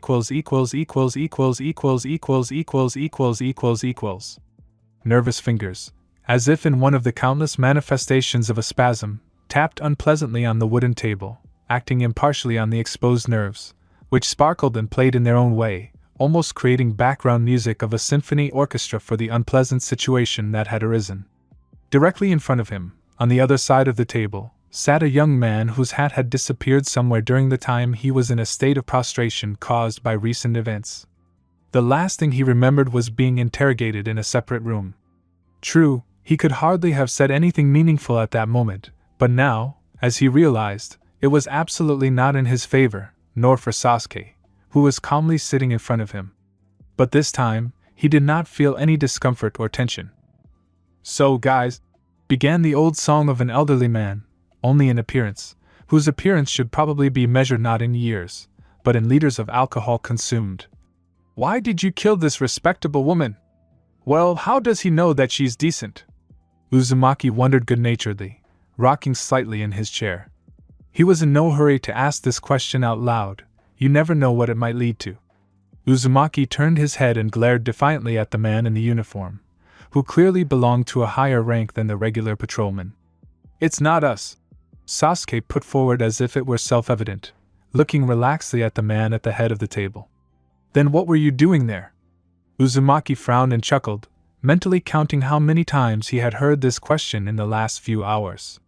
True, this time, apparently without any special reason, they interrogated them together, since a single one did not yield any special results. The versions of the so-called criminals surprisingly coincided. Apparently, Uchiha decided to take over the responsibility of answering these questions, since Naruto was in no hurry to open his mouth, which was not entirely clear. He had never had the habit of remaining silent for so long before. It seemed like he suddenly didn't care. He simply mocked, looked with his transparent eyes, and seemed to mock the people who, in theory, ruled this establishment. How was Sasuke supposed to know that this was his normal state? Only Naruto couldn't understand where this excitement he felt during those moments when they were left alone for a minute, and he couldn't even say anything to the Uchiha. Not that he needed it, but why did he feel uneasy? As if he was obliged to say something that hadn't fully formed in his own thoughts. "And then your people came," Uchiha finished, raising his eyes to the ceiling, sighing long and hard. Yes, this situation, apparently, drove him into a drawn-out boredom, rather than into any fear or other kind of emotion, usually experienced in such a situation. "I'll tell you right away," the policeman suddenly said too sternly, without his usual outward mischief and arrogance, nodding to the two people standing next to the doors, as if checking with them. You are the main suspects. But you don't even have evidence. Uchiha protested, slightly raising an eyebrow, as if in incompetence for the actions of the police. But you, young man, he nodded towards Naruto, tearing him out of another obsession, steadily creeping over him. Uzumaki simply could not concentrate on reality anymore. The sound of dripping water turned into a light tinkling of several streams, steadily breaking on the surface of the waves seething inside. You have a motive. Sasuke snorted unequivocally, and shook his head, gesturing with his hand for the man to continue his story. And Naruto just slightly pursed his lips, thinking about the fact that the Uchiha, apparently, simply did not believe that this blonde was capable of murder. This thought made him tense up a little and bow his head slightly, as if he was ashamed. It was not the most pleasant feeling when you were not particularly guilty of your misdeeds. Another reason to properly sort out his inner world. With each passing day he was becoming more and more interested in what exactly he was capable of. Although now, watching the rapidly blackening table, covered with some greenish scabs, the man with gray peeling skin, like old banknotes, and greasy hair, seeing thick crooked fingers with perfectly polished nails, his head was simply splitting from the realization that only he could see this. Well, if I were you, I would think about it a little, the man continued, looking at Uzumaki with a detached expression, as if he didn't know with what emotions exactly he should look at him. The murder itself was hardly committed by a person with common sense. The fact that he was in the hospital doesn't mean he was capable of murder. Sasuke defended himself, running his hand over his slightly tired eyes, covering them for a second from Uzumaki's curious nonsense, who again saw those strange blood-red irises with unnaturally narrowed pupils. Otherwise they simply wouldn't have let him out. Realizing these words, Uzumaki almost started to whine, not really knowing why, but something inside him was stabbing him. Maybe it was because this was the first time someone had stood up for him like this, or maybe it was something else. Not really. The policeman shook his head, stretching his cracked lips into a nasal smile. We talked to the other orderlies who remember him. Naruto was even slightly surprised when he realized that they were talking as if he was not in the room. Do they think he is really that detached, so to speak? And let's say he had grounds to kill the head of this hospital. Not so much that. To take revenge, so to speak, the legal murderer finished his thought mockingly, looking at Naruto, who finally understood the reasons for the hallucinations caused by internal turmoil. The external appearance, visible only to him, undoubtedly, in fact indicated the necessary order of things. These words touched nothing in him, either mentally nor emotionally. There were not even any memories that surfaced. There was only a slight, meaningless smile that slipped from his lips, as if the speaker had no idea of the real essence of things. To lie in a nearly comatose state for 10 years in this hospital, he continued slowly, drawing out the words, carefully watching Uzumaki's reaction, where they practically experiment on you, since everyone considers you expendable. Naruto felt his own fists clench on his knees, which was a little stupefying. The workers often said that they heard your screams, the man continued to mock, still smiling, his words sliding like brown earthworms from his rhythmically unclenching jaw and crawling along the purulent table in Naruto's direction. What the? Enough! Uchiha exclaimed, looking closely at the slightly shaking blonde, who was already really ready to kill. Anger flashed like bright comets in his amazing eyes, making him an almost unearthly creature, who came from the pages of a science fiction story. You don't. Naruto stopped paying attention to what was happening. He felt unnaturally dirty. It felt like words were taking on some kind of substance, and now he was covered in this disgusting slime. He knew the truth very well. He even knew what the police officer was keeping silent about, but before he didn't care. What has changed? He clearly didn't like these changes. You can't be so vulnerable to the outside world, otherwise things will be bad. Well, let's say you really can pin this on me. Uzumaki interrupted the conversation so inopportunely, causing a tense silence to hang in the room, squeezing his temples. But what does Sasuke have to do with it? Do you have an idea about this? It's much simpler here, the officer answered without thinking. Uchiha only looked angrily at Naruto, as if he had said something wrong, but Uzumaki was really interested in this. Several people saw you on the train and passers-by also noticed you together near the bridge. Therefore, you are accomplices. PFF, but he doesn't have a motive, it turns out. Uzumaki protested, barely recognizing his own sharp voice, pointing at Sasuke, somehow not really thinking about the rules of decency. Well, why not? He decided to help you because, let's say, he scratched his chin a little, smearing mucus across his face. You are lovers. The Uchiha's reaction was unreadable, and Naruto blushed and was ready to sink into the ground. All this was so abnormal that it did not register in any form or format. Uzumaki shook his head, denying such an assumption, which became so awkward that he almost choked on the stale air. Once in his cell, he was able to catch his breath from the nervous shock he had received, caused by the words of a stranger who was completely unfamiliar with either him nor Sasuke. He understood perfectly well that due to the lack of evidence, he could really be tried for this case, simply having the case fabricated. That policeman often profited from this. Naruto had no doubts about his theory. He leaned against the wall, leaning his side against it and raising his gaze to the sixth sunset, painting the infected sky in its yellowing-greenish tones, spreading in ragged furrows across the dirty clouds. He had to think carefully about the circumstances. Clearly, the news of such a bloodthirsty murder, committed by an unbalanced, mentally ill teenager in a state of acute need for vendetta, would hardly remain a secret for long in such a small place. So, time was running out. He realized this, straining and squinting with all his might to finally understand what he should do, sincerely hoping for the gradually awakening nature, gnawing at him from within, scratching his consciousness with long claws, which made him gnash his teeth in helplessness, praying that these transformations would remain unnoticed by curious people. It wasn't that Naruto really thought that Sasuke could be detained for lack of a special point in the column about his sanity, but Uzumaki also understood that for some reason he was glad about it, although it was completely unclear why there was any relief when your freedom was on the line. He also involuntarily wondered if this raid could have been deliberate. These policemen had come too timely, and his perception had reacted too violently to the most unflattering person, showing its inexperienced owner the main component of not only the city, but also people in particular. Uzumaki sighed heavily and shook his head, trying to collect his thoughts, which, independently of him, were rushing one after another so quickly that he began to distinguish not just different tones, but generally different voices, sounding in chorus in his ears. Naruto looked sadly at the last rays of such a dirty, but always alive and almost tangible, sunset, covering his ears with his hands, and prepared to go into the background, giving his body to a completely new way of thinking, rightfully located in the center of his brain, like a cancerous tumor. During another round of several far from empty cells, and in this city there were no particular problems with this, one of the few guards had just taken up his post, silently cursing the night shift and all that ensued. His heavy body was having a hard time walking regularly, which was why his legs were starting to ache and he was short of breath.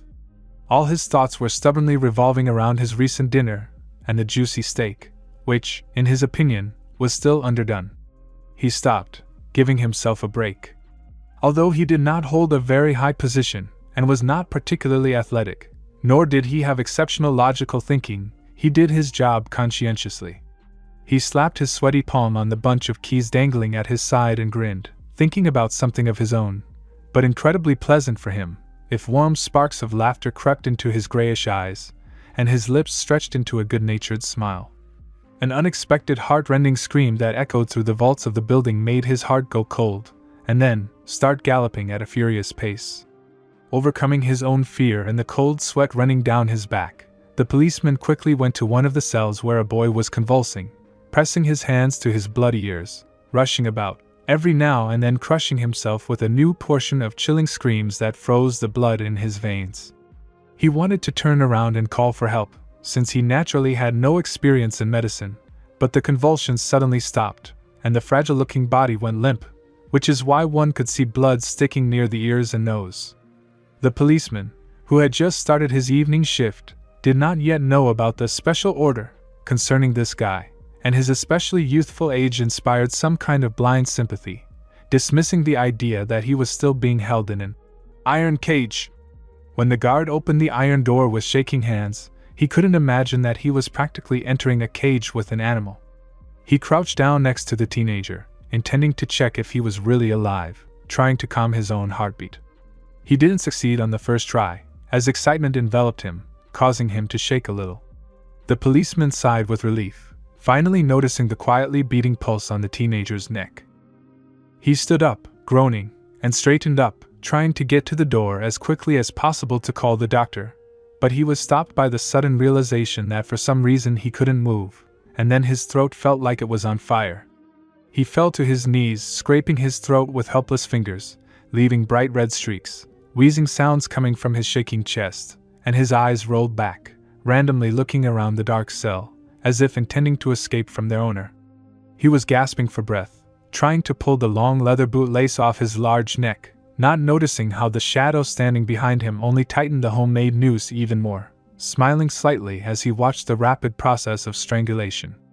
The heavy body fell to the floor, and Naruto, looking at him for a few seconds, nevertheless bent down and calmly laced up his left boot.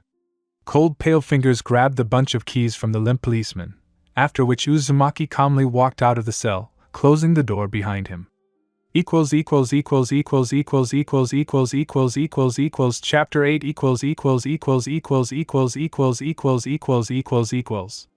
The silt seeped through the thick brick walls, perfectly harmonizing with the greenish dim light, dimly breaking through from the flickering lamps, which seemed to be wide-open eyes watching your every step, swaying slightly on thin, slimy optic nerves, firmly connected to each other. Simply ignoring all the charms of the picture that had opened up, Naruto walked forward with a steady step, not fearing the patrolmen and other guards, occasionally glancing at the club in his hands, which he had successfully stolen from the defeated guard. His gait was unusually light and somehow lofty, as if he were floating on air, without making any unnecessary noise to attract the rest of the police, who had not reacted at all to his cries. Was all this planned? Perhaps. Uzumaki slowed his pace, hiding behind a small ledge of the wall, and just caught the moment when two guards passed this part of the corridor, happily not paying attention to the living shadow, sparkling with bright blue sparks from the eyes in the inky darkness. "Did you hear how you were straining yourself?" said one of them, lightly massaging his broad, heavy shoulders, obviously addressing his interlocutor, who, as luck would have it, had stopped practically opposite him and bent down, lacing up his right boot. They were obviously discussing the screams they had recently heard. I heard, he chuckled, smiling slightly, judging by his voice. But who knows what's on that psycho's mind? He winced with hostility, and his interlocutor spat on the floor, which was steadily covered with a grayish liquid. What if he's really sick? Well, we received orders. Under no circumstances should we interfere with him, he shrugged. Uzumaki shifted from foot to foot and leaned tiredly against the cold wall, not afraid to get dirty on the emerging moss. So forget about it.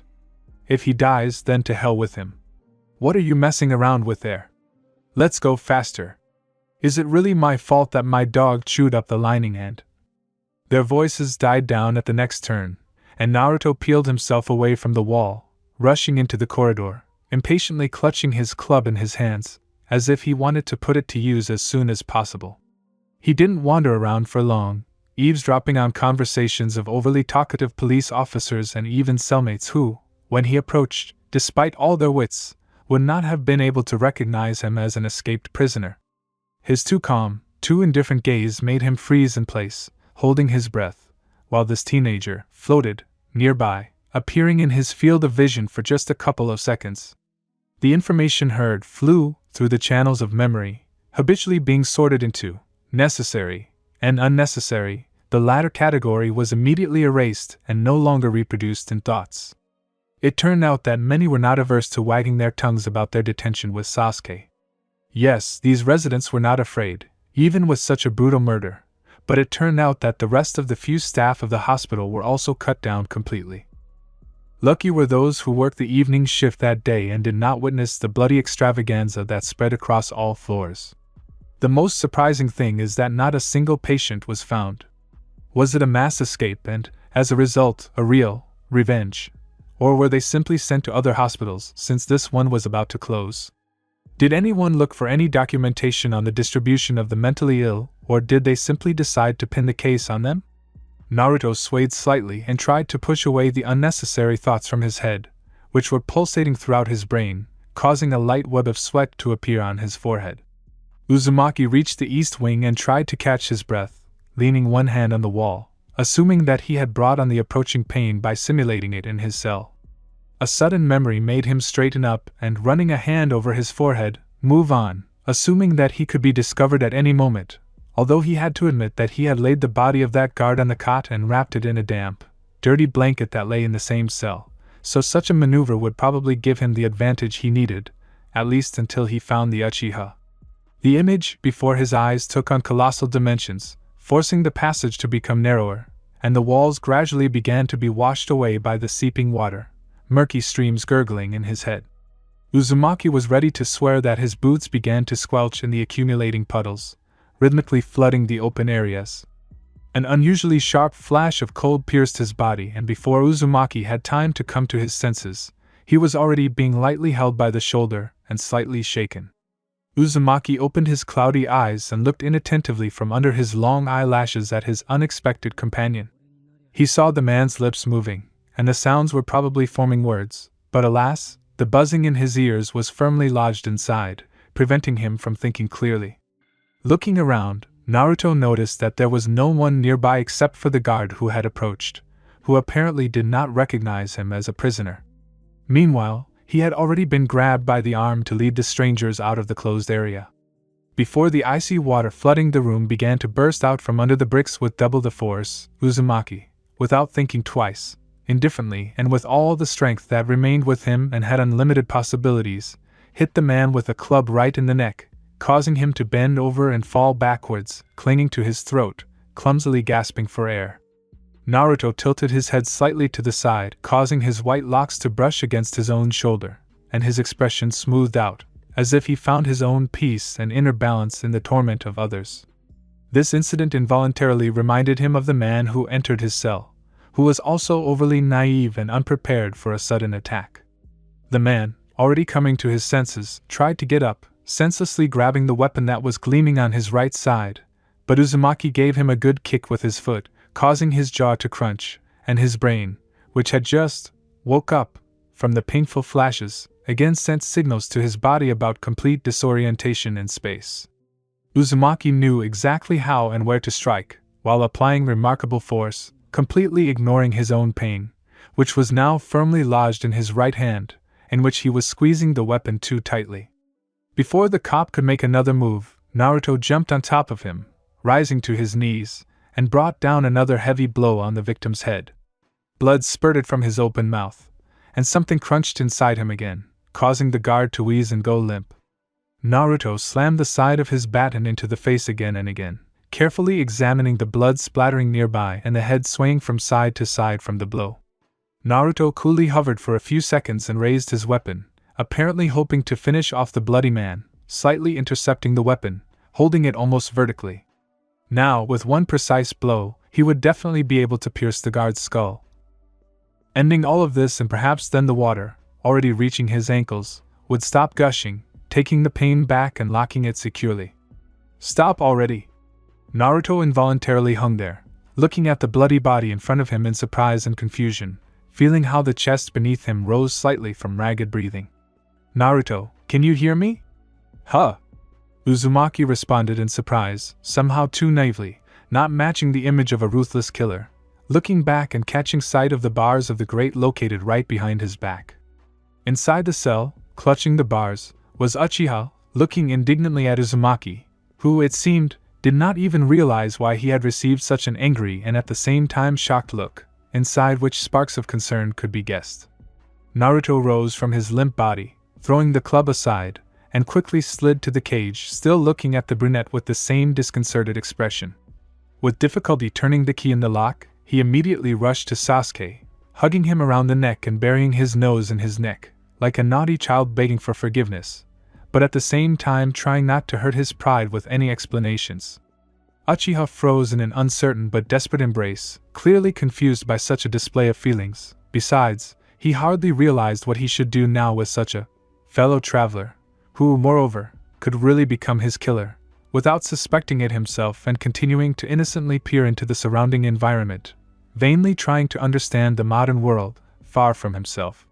However, a couple of seconds later, when Naruto was about to move away from his companion, gradually coming to his senses, he felt pale long fingers weaving into his hair, massaging his scalp a little, and the other hand carefully wrapped around his waist.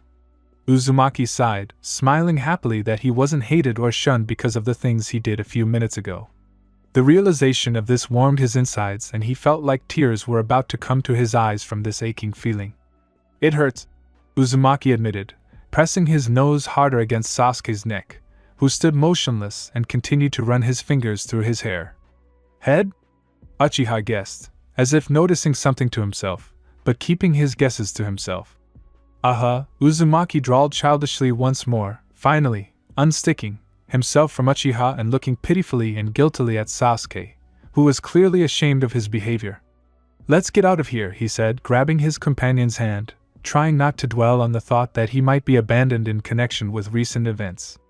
For some reason, when he was around Uchiha, he lost that cold, calculating ability to be himself. But he seemed to be really confused about who he really wanted to be, and it was the warm male hand that firmly grasped his fingertips in silent support that made him think. "This is all strange," Naruto thought, stopping in front of the stairs to the second floor and listening to the rumble of footsteps coming from under the door. A simple human gesture used to show support was the first thing he thought of that was strange. Two tired travelers, who had traveled half the city in one night, wearily burst into a room rented in a cheap motel, closing the door behind them and drawing the curtains. Naruto put down the documents they had found in the hospital that concerned him and sighed tiredly, putting them in a pile of those they had stolen from the police station, which was clearly not designed for such an unexpected and treacherous escape. Naruto even wondered how many people escaped from this place per week, but pushed the useless statistics away, frowningly leafing through his file with a faded childhood photo. Sasuke hadn't said a word since they left the prison and went to the previous hotel where Naruto had picked up his things and pills. The Uchiha had immediately forced him to drink a couple, hoping that the Uzumaki's condition would stabilize. Well, Naruto just drank, but in fact he considered his current behavior to be the highest degree of stability, but he never voiced these thoughts out loud. Not really knowing why. Uzumaki expected that at any moment Sasuke would simply leave him, taking his things, perhaps knocking him out first, so as not to fear for his life, but Naruto was not going to stop him in that case. He was still wondering why this thought was so ambiguously echoing negative emotions inside him. Mostly sadness. "Why are you still here?" the blonde asked nervously, trying to make his voice sound as non-detached as possible. He didn't dare turn around to look at his interlocutor's face, still rummaging through the documents, not understanding what exactly he was looking for there. "Is it possible?" Uchiha asked evenly, sighing slightly as he climbed onto the separate bed with his feet, not bothering to take off his shoes. "You're strange." Uzumaki frowned, thoughtfully biting his lower lip, trying to figure out the reason for this subject's behavior. Sasuke snorted and let out something that sounded like a laugh. "Are you the one calling me strange?"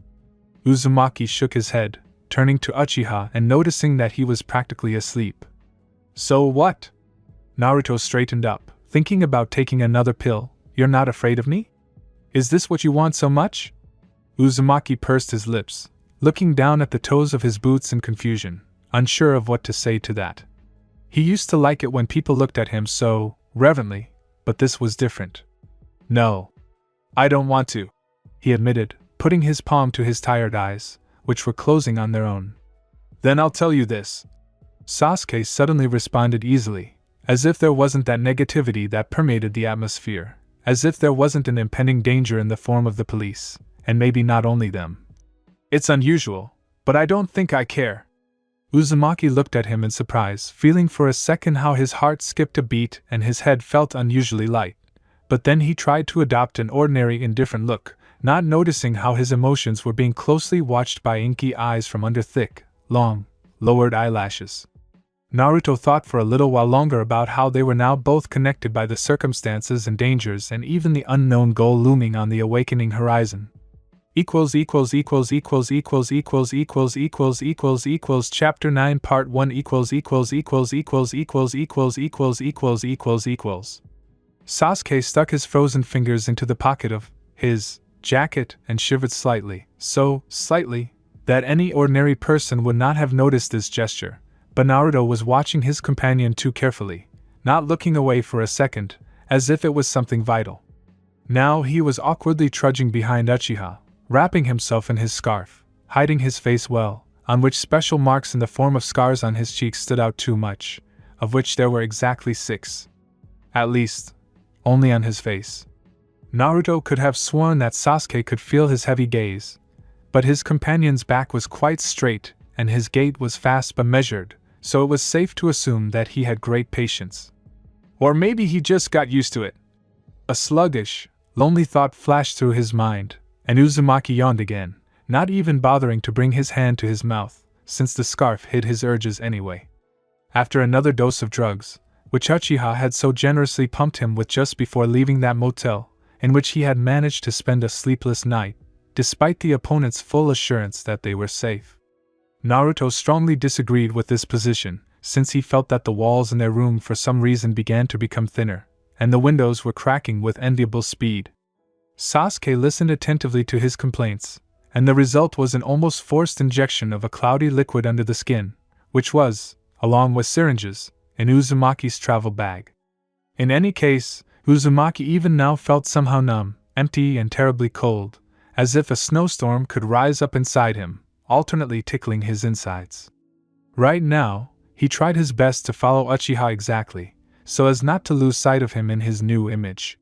He had to get rid of the expensive clothes, because Sasuke stood out with his aristocracy in the general mass of ordinary people, who were sometimes too curious. Naruto gave him his spare jacket, which, like many things that were at his disposal, was excessively large since it had previously belonged to his psychologist, but Sasuke undoubtedly fit, perfectly sitting on his strong body. It was even surprising how harmoniously he looked in different images. Naruto swayed slightly, and his legs were tangled, which made one think that he had been drinking early in the morning. Some particularly compassionate men with red noses looked at him with understanding eyes, and the guy simply walked forward, not paying attention to his own ailments. He must be strong. Naruto decided this a long time ago. But for what purpose? After walking a little further, Sasuke turned, and Naruto didn't immediately realize that the Uchiha had simply entered a cafe, of which there were many on this shopping street. For a second, it seemed as if he had simply walked through the wall. Uzumaki shook his head sadly and opened the door. Without slowing down, he walked further, for some reason fixated on the cold door handle. Inside, it was light and quite welcoming, and since it was a day off, it was very crowded. The blonde was already doubting that luck would smile upon them and they would be able to sit at least at a small side table, designed for one person, but to his surprise, Sasuke was already sitting in the very center, affably patting the seat next to him, as if his boyfriend, who was slightly confused by such a crowd of people, was just about to fall. Naruto frowned in confusion, allowing himself to hang in place for a second, as if he wasn't going to obey this brunette, but still, after a while, he slowly stomped to the place, thinking about what he could have said to those people at this very table, who left it in a hurry, without looking back, walking towards the exit. Not finding a proper explanation, Uzumaki still asked about it out loud when, having pushed back the chair that seemed heavy, he sat down in his place opposite Sasuke, fixing his gaze exactly on the face of the brunette, who leaned forward a little, so that no one present had the slightest opportunity to eavesdrop on them. Although in such a lively atmosphere, even a highly skilled spy would hardly have succeeded. "It's better for you not to know." Naruto raised an indignant eyebrow and snorted, rolling his eyes, which in the unspoken language could mean something like, "How can I be scared or at least surprised by anything?" Sasuke only smiled slightly with the corner of his lips, knowing full well the answer to this question that was drowned between them. One way or another, he still didn't say what was demanded of him. "So, what are we thinking of doing next?" Oddly enough, this question came from the mouth of the Uchiha, who was thinking through their retreat plans for several days ahead. Uzumaki was even sure that Sasuke really did have a final plan, but what was the possibility that they would continue on the same path? Yes, they had gotten into a very unpleasant situation and now, in addition to other uncertainties, they were not only suspected of murder, but also of escaping from prison with significant self-mutilation. Naruto hoped that at least it was not murder. He still hoped that in both of his attacks on people he had not crossed the line, finally killing them. He could have simply stunned them, after all. Only now did he begin to realize how much he didn't want to know the truth about this. It wouldn't be very pleasant if those nasty words directed at him turned out to be true. Well, to begin with, it would be nice to know why you were looking for her, Uzumaki said, trying to shake off such incomprehensible, lingering thoughts when a young waitress, clearly busy with work, approached their table. Sasuke immediately ordered a couple of bowls of hot soup, not forgetting to mention green tea in the order, ignoring the dissatisfied Naruto, whose appetite had not shown itself at all over the past few days. Rin? Sasuke asked when the girl was out of sight. I don't even know how to say it. She's an acquaintance of one of my relatives that I'm looking for. I see. Naruto pursed his lips slightly, considering the little information he had at his disposal. Under other circumstances, he would have thought it was too little, but knowing the Uchiha, he could say with certainty that the fact that he knew even a small part of the truth was already the greatest breakthrough in their relationship. And you? As if you don't know. Repeat. We need to agree on everything. Oh, Naruto shook his head, running his hands through his unruly hair, which had managed to straighten out due to the dry air in the room, forgetting about the drizzle outside. I was being treated there. I wanted to find information about myself, my parents, where I was born, and so on and so forth. Naruto said discontentedly, involuntarily recalling his trip to places not so remote, where they made him repeat the same thing several times, hoping to catch him in an inconsistency. Naruto, what do you intend to do after all this?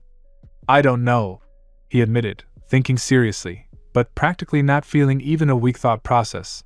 In such a state he was hardly capable of anything concrete.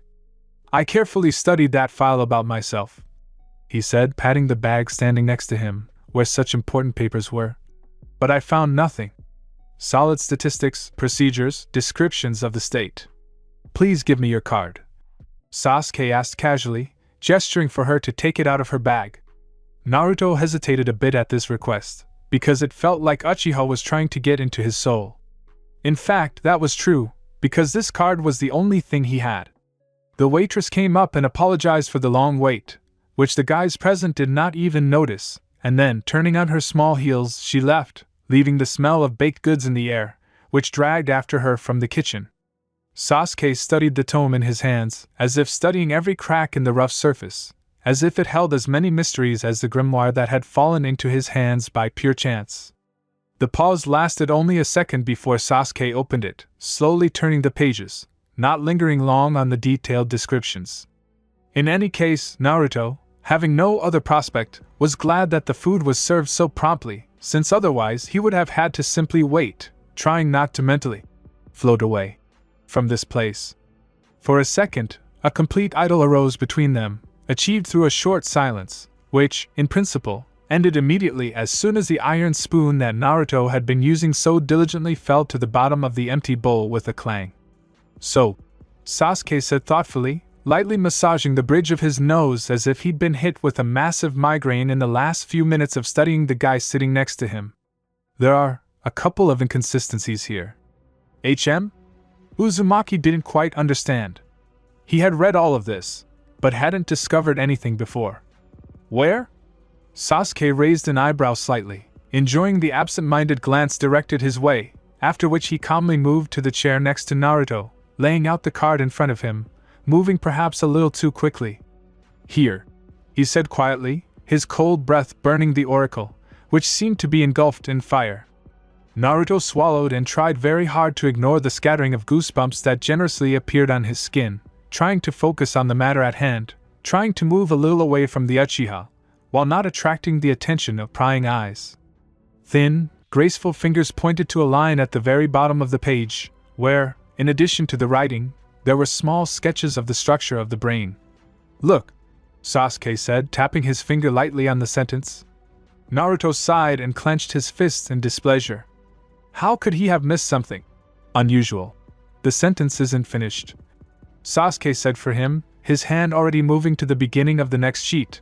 And here's a new paragraph, he said calmly, his lips curling into a fleeting smile. Damn! Was all Uzumaki said, leaning heavily on the back of the chair, almost immediately noticing that something was wrong with the back. Having recognized the reason for his concern as the Uchiha's hand, the blonde rolled his eyes and tried to hold back the smile that was breaking out, caused by the brunette's restlessness. For some reason, at that moment, the excitement that had already begun to accumulate simply evaporated, leaving in its place something warm, bordering on real joyful emotions, which he experienced extremely rarely. Embarrassed by his ambiguous behavior, Naruto straightened up just in time for Sasuke to remove his hand, slightly lifting the book off the table, opening it from the end. "And here's another thing," Sasuke continued, using his fingertips to pull out a couple of sheets of paper that readily fell out of the end of the card, scattering across the table. "So someone did tear out these pages," Uzumaki said through gritted teeth, discontentedly, not taking his sparkling eyes off the faded pages of yellowed paper silently lying in front of him. "Yes," Sasuke agreed, calmly intercepting his cold tea, which he readily sipped, draining almost half of the deep mug. Naruto kept waiting for the Uchiha to finally move back to his place, thus stopping distracting him, but he only pulled a bowl of soup, calmly settling down next to the frowning blonde, still not understanding the motives of this strange man he met on the road of life. Taking a deep breath to calm himself down from the young man's closeness, Uzumaki immediately regretted it when a slightly spicy scent mixed with expensive men's cologne immediately entered his nostrils. "What are you going to do?" Naruto muttered quietly, biting the fabric of the scarf that was still resting on his neck. Sasuke sighed, ignoring the teenager's statement, and closed his eyes, enjoying the warmth of this place. "You know," he said, forcing the blonde to pay attention to him again, for some reason lingering his gaze on his slightly reddened lips. "Now we can confidently assume that our accusation is fabricated, and the murder is just a setup." "Heh," Naruto chuckled, shrugging his shoulders. "Someone clearly doesn't want me to know about myself." "Yeah," Sasuke agreed, straightening up abruptly and hovering over Uzumaki. In his inky eyes, dancing devilish glares appeared, not promising anything good, and his smile was very promising. Uzumaki jumped up and moved back, imagining what a threat to his condition and balance this unusual young man, apparently having no sense of self-preservation, carried within him. "But you know, this someone clearly miscalculated," Sasuke drawled, flicking Naruto on the nose, as if saying that he should not be afraid of him, although such reflexes, in general, were quite normal. "Why is that?" Naruto asked in surprise. "So far, he's managed to make my life difficult. But he still didn't take something into account." "I'll be with you," said Uchiha, lightly ruffling the light hair of the completely confused Uzumaki. Naruto thought he was going to go crazy from the feelings that were overwhelming him. "It will be dangerous," he said discontentedly. "And so far it was just a walk for you." Uchiha stood up and began to pull on his jacket, having managed to throw a couple of banknotes on the table. "No, but still. Think about it better, okay?" Naruto smiled sadly and looked away. "I don't want you to regret it later." "Does it look like I regret it?" Uchiha chuckled and walked towards the exit, stopping to wait for Naruto, who was putting his card back in his bag. "I already said later." "You have no reason to continue to come with me," the blonde said measuredly, stopping in front of the door, not particularly wanting to go out into the cold, "and I don't know where to go now and what to do." "Actually, we have something," Uchiha disagreed, carefully examining his opponent. "Where are we going?" Uzumaki asked directly, trying to avoid idle chatter. His interest was growing with each passing second. "While I was leafing through your card, I came across one named Hatake Kakashi. Well, this is my psychologist." Sasuke snorted as he opened the door. Naruto hesitated for a moment, wondering if they were treating him like a lady, but he walked out anyway, ignoring all the prejudices that had been foreign to him before. "It seems that everything is not so simple." He shook his head, stopping the blonde for a second and pulling his scarf higher, since it had slipped down a little during the visit to the cafe. "It's not so simple. Chapter 9 Part 2 Naruto loosened the knot of his scarf slightly and let the soft fabric fall, blissfully breathing in the fresh air that had warmed up in the middle of the day. He leaned back, leaning his back against the wooden railing, slightly closing his tired eyes, which were being hit by the bright midday sun, as if intending to burn his mark of ownership into the thin irises. The cart rocked slightly, and for a couple of seconds he froze tensely, assuming that such a fragile structure could collapse under him at any second, his fingers tightly clinging to the plank material hidden by a layer of hay. Sasuke snorted, completely ignoring the bumps that their carriage had already passed, in which they had been so kindly given the opportunity to hide. More precisely, just to let them down, because if Uchiha had told the truth, hardly anyone would have dared to take such a reckless step. In the meantime, he simply handed a couple of ringing coins to the old driver, who had come to the city for additional earnings. The false accusation of murder and the sudden imprisonment had certainly spoiled their plans, as well as their possible routes of travel. It was now almost certainly impossible to get there by train, because most likely, right now, all the personnel were being diligently given leaflets about the search for alleged criminals who had escaped from custody before any verdict had been passed. And this undoubtedly confirmed their guilt, almost without question. How else? The scent of hay was all around, clogging the nostrils, not allowing other smells to mix with this strange cacophony. The sky overhead had finally cleared, sparkling with its bright white hue, imprinted on the sensitive retina,